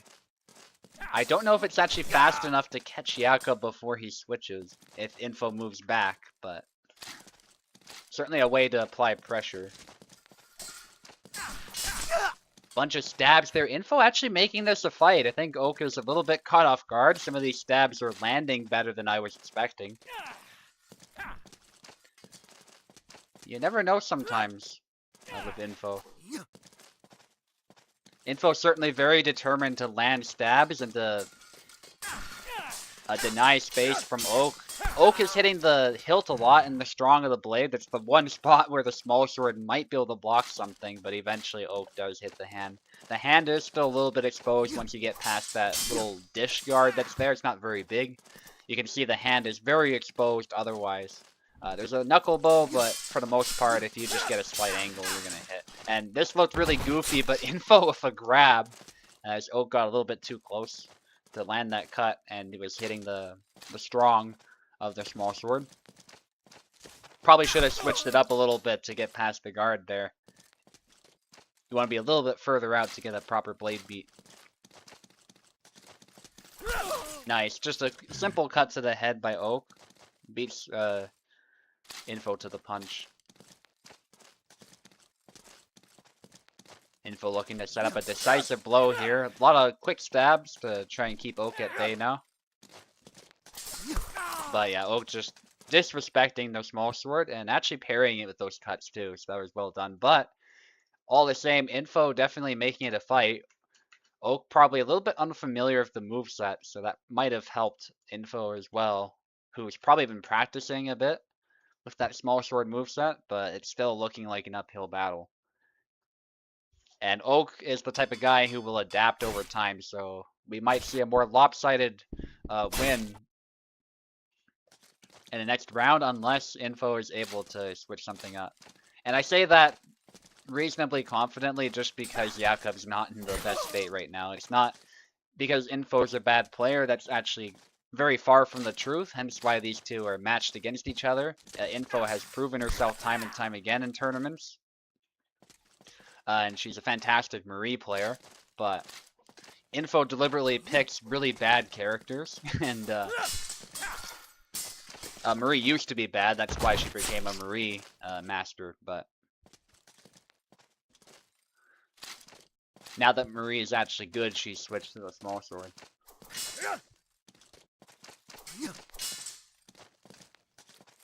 Took some time to happen. She did great with Marie for a while, but eventually made the switch. To do this well with the small sword, though, still props to Info. Definitely showcasing her skill, but Oak does not intend to make it easy. He's hitting the strong of the blade there, the one spot where it might block something.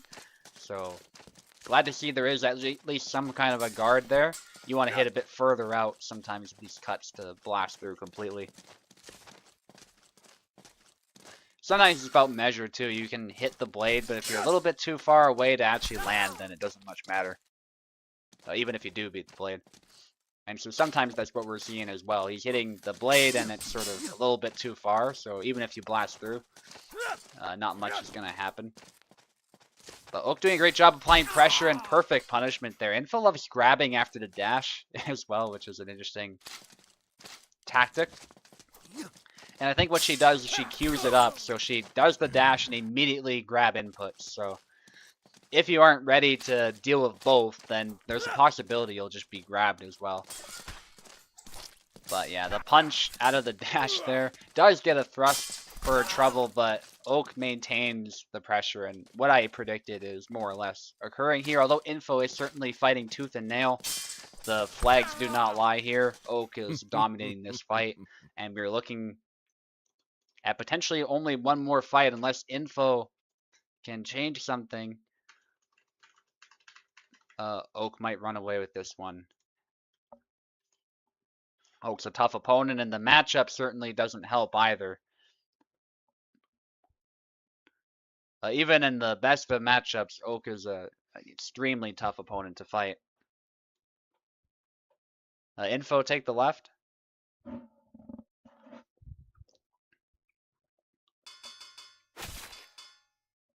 There we are, Jakob again.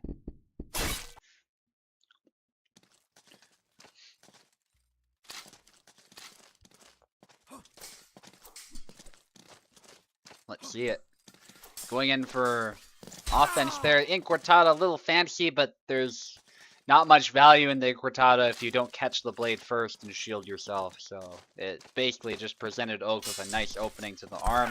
It was still a good try. I definitely see the vision behind it, but actually catching that nimble saber is not so simple, especially with a weapon like the small sword.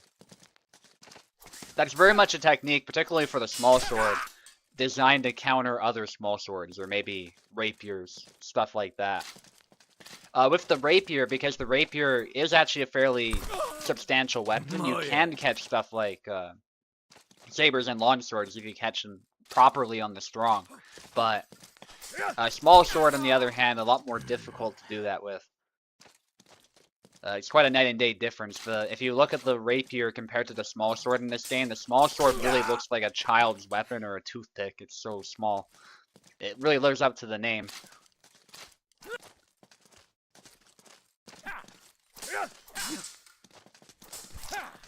Nice thrust to the arm. Not able to capitalize on that.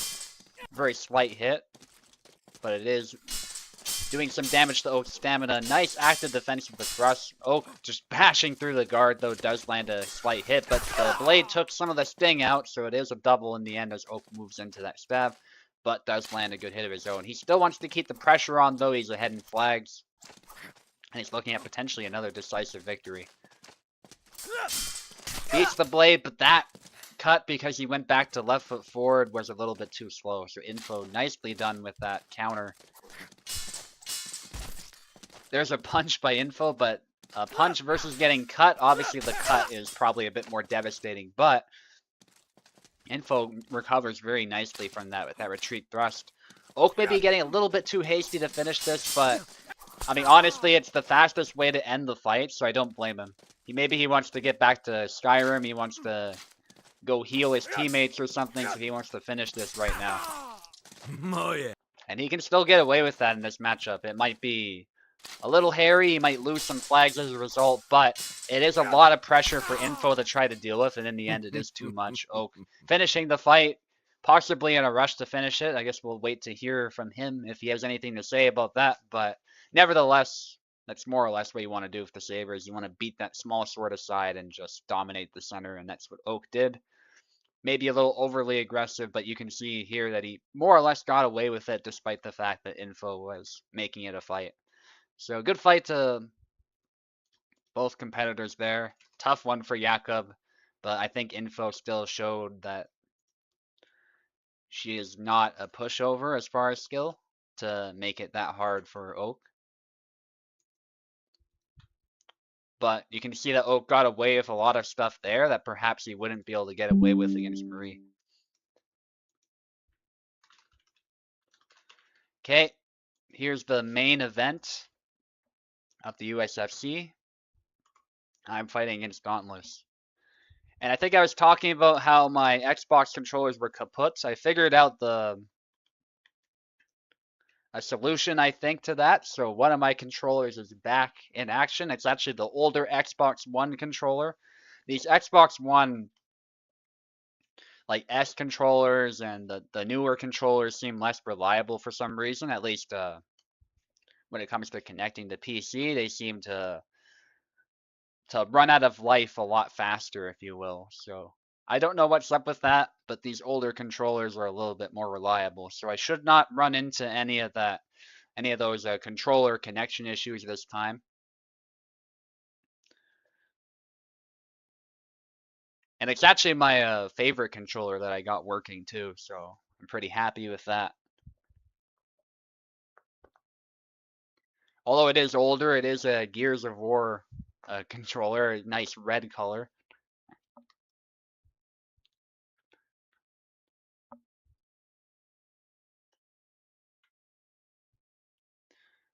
Yeah, take your time, Dauntless. This is the last fight, and honestly, this event has been pretty efficient. We'll be done within less than 2.5 hours.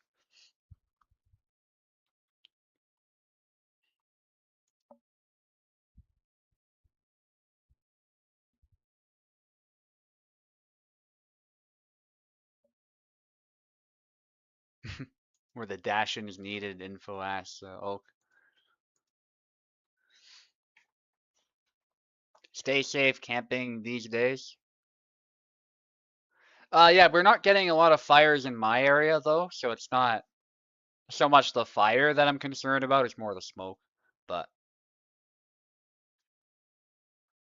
and not to worry though, I am paying attention to the air quality and stuff like that. If it's ever significantly bad, the smoke irritates me anyway, so like intuitively I would probably figure it out that I probably shouldn't be outside. And the thing is, the campsite is permanent, so I've set everything up. So if I don't like what's going on, I can just drive out anytime. So it's nice not having to haul anything in there and back except for supplies. So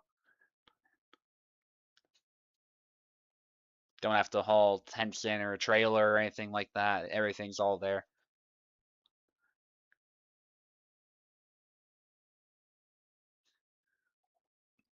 But yeah, next weekend,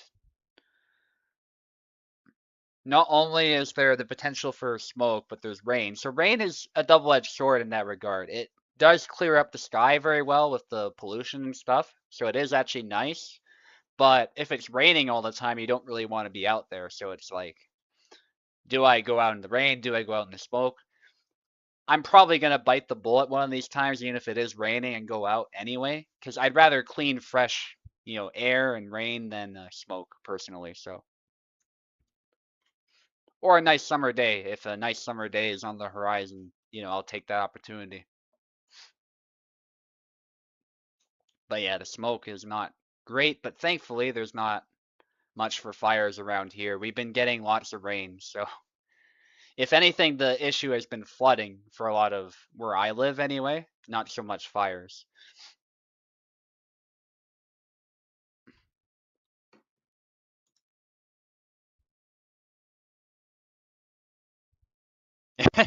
Yeah, I had a feeling Oak was in a rush to finish the fight, and I was right about Skyrim. I don't know, it's just Oak usually respects his opponent a little bit more. He's happy to apply pressure when it's needed, of course, but there was an unusual amount of rushing in and throwing cuts wildly, but in this matchup, you can get away with it. Even if it means you'll lose some more flags than maybe you needed to. There's just a lot less room for error on the part of the small sword. If any mistake happens and the saber closes you down, it's over. And it doesn't matter how slight that mistake is. In fact, you could say you're not even making mistakes so much. It's just, what do? You have a small sword. You can't stop the incoming saber forever.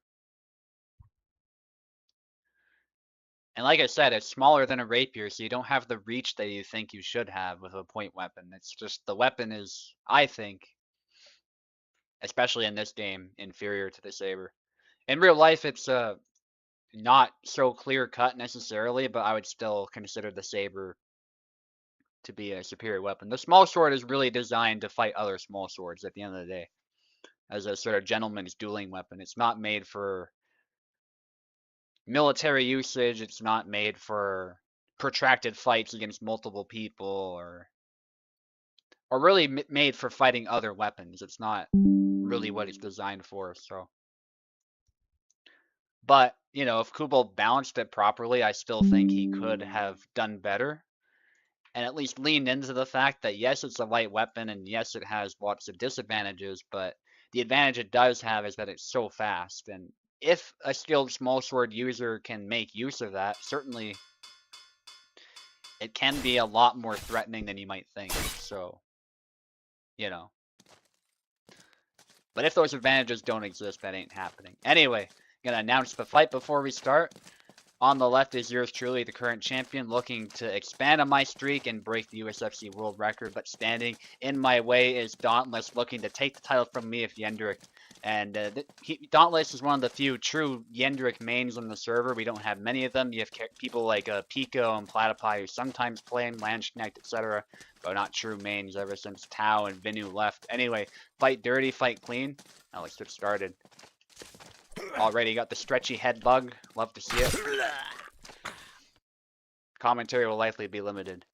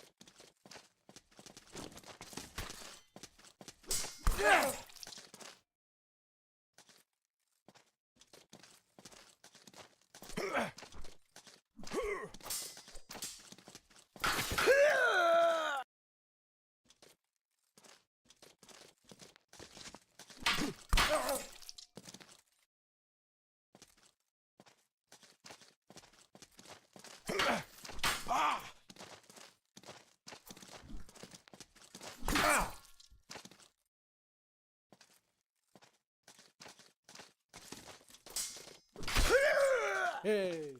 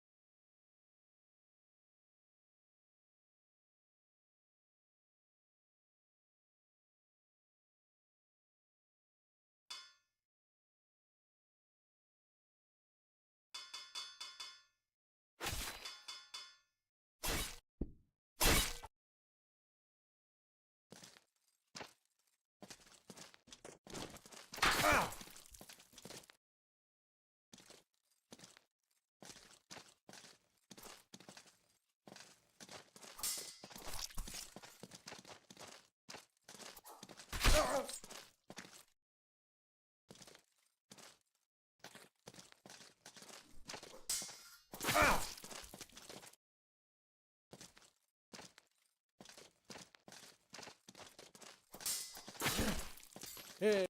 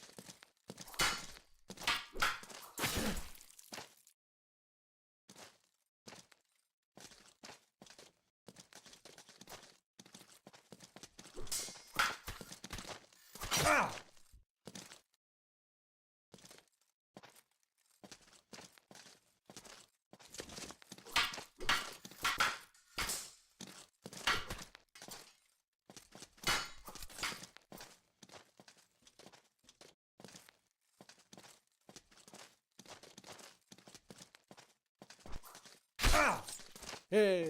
Ha ha!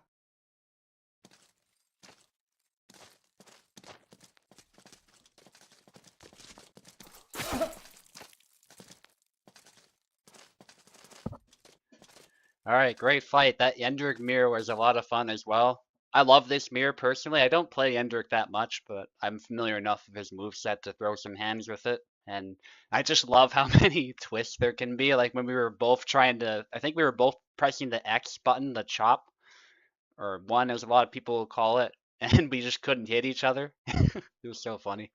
There's just a lot of twists and turns that can happen, but yeah, good game. I hope you enjoyed that as well.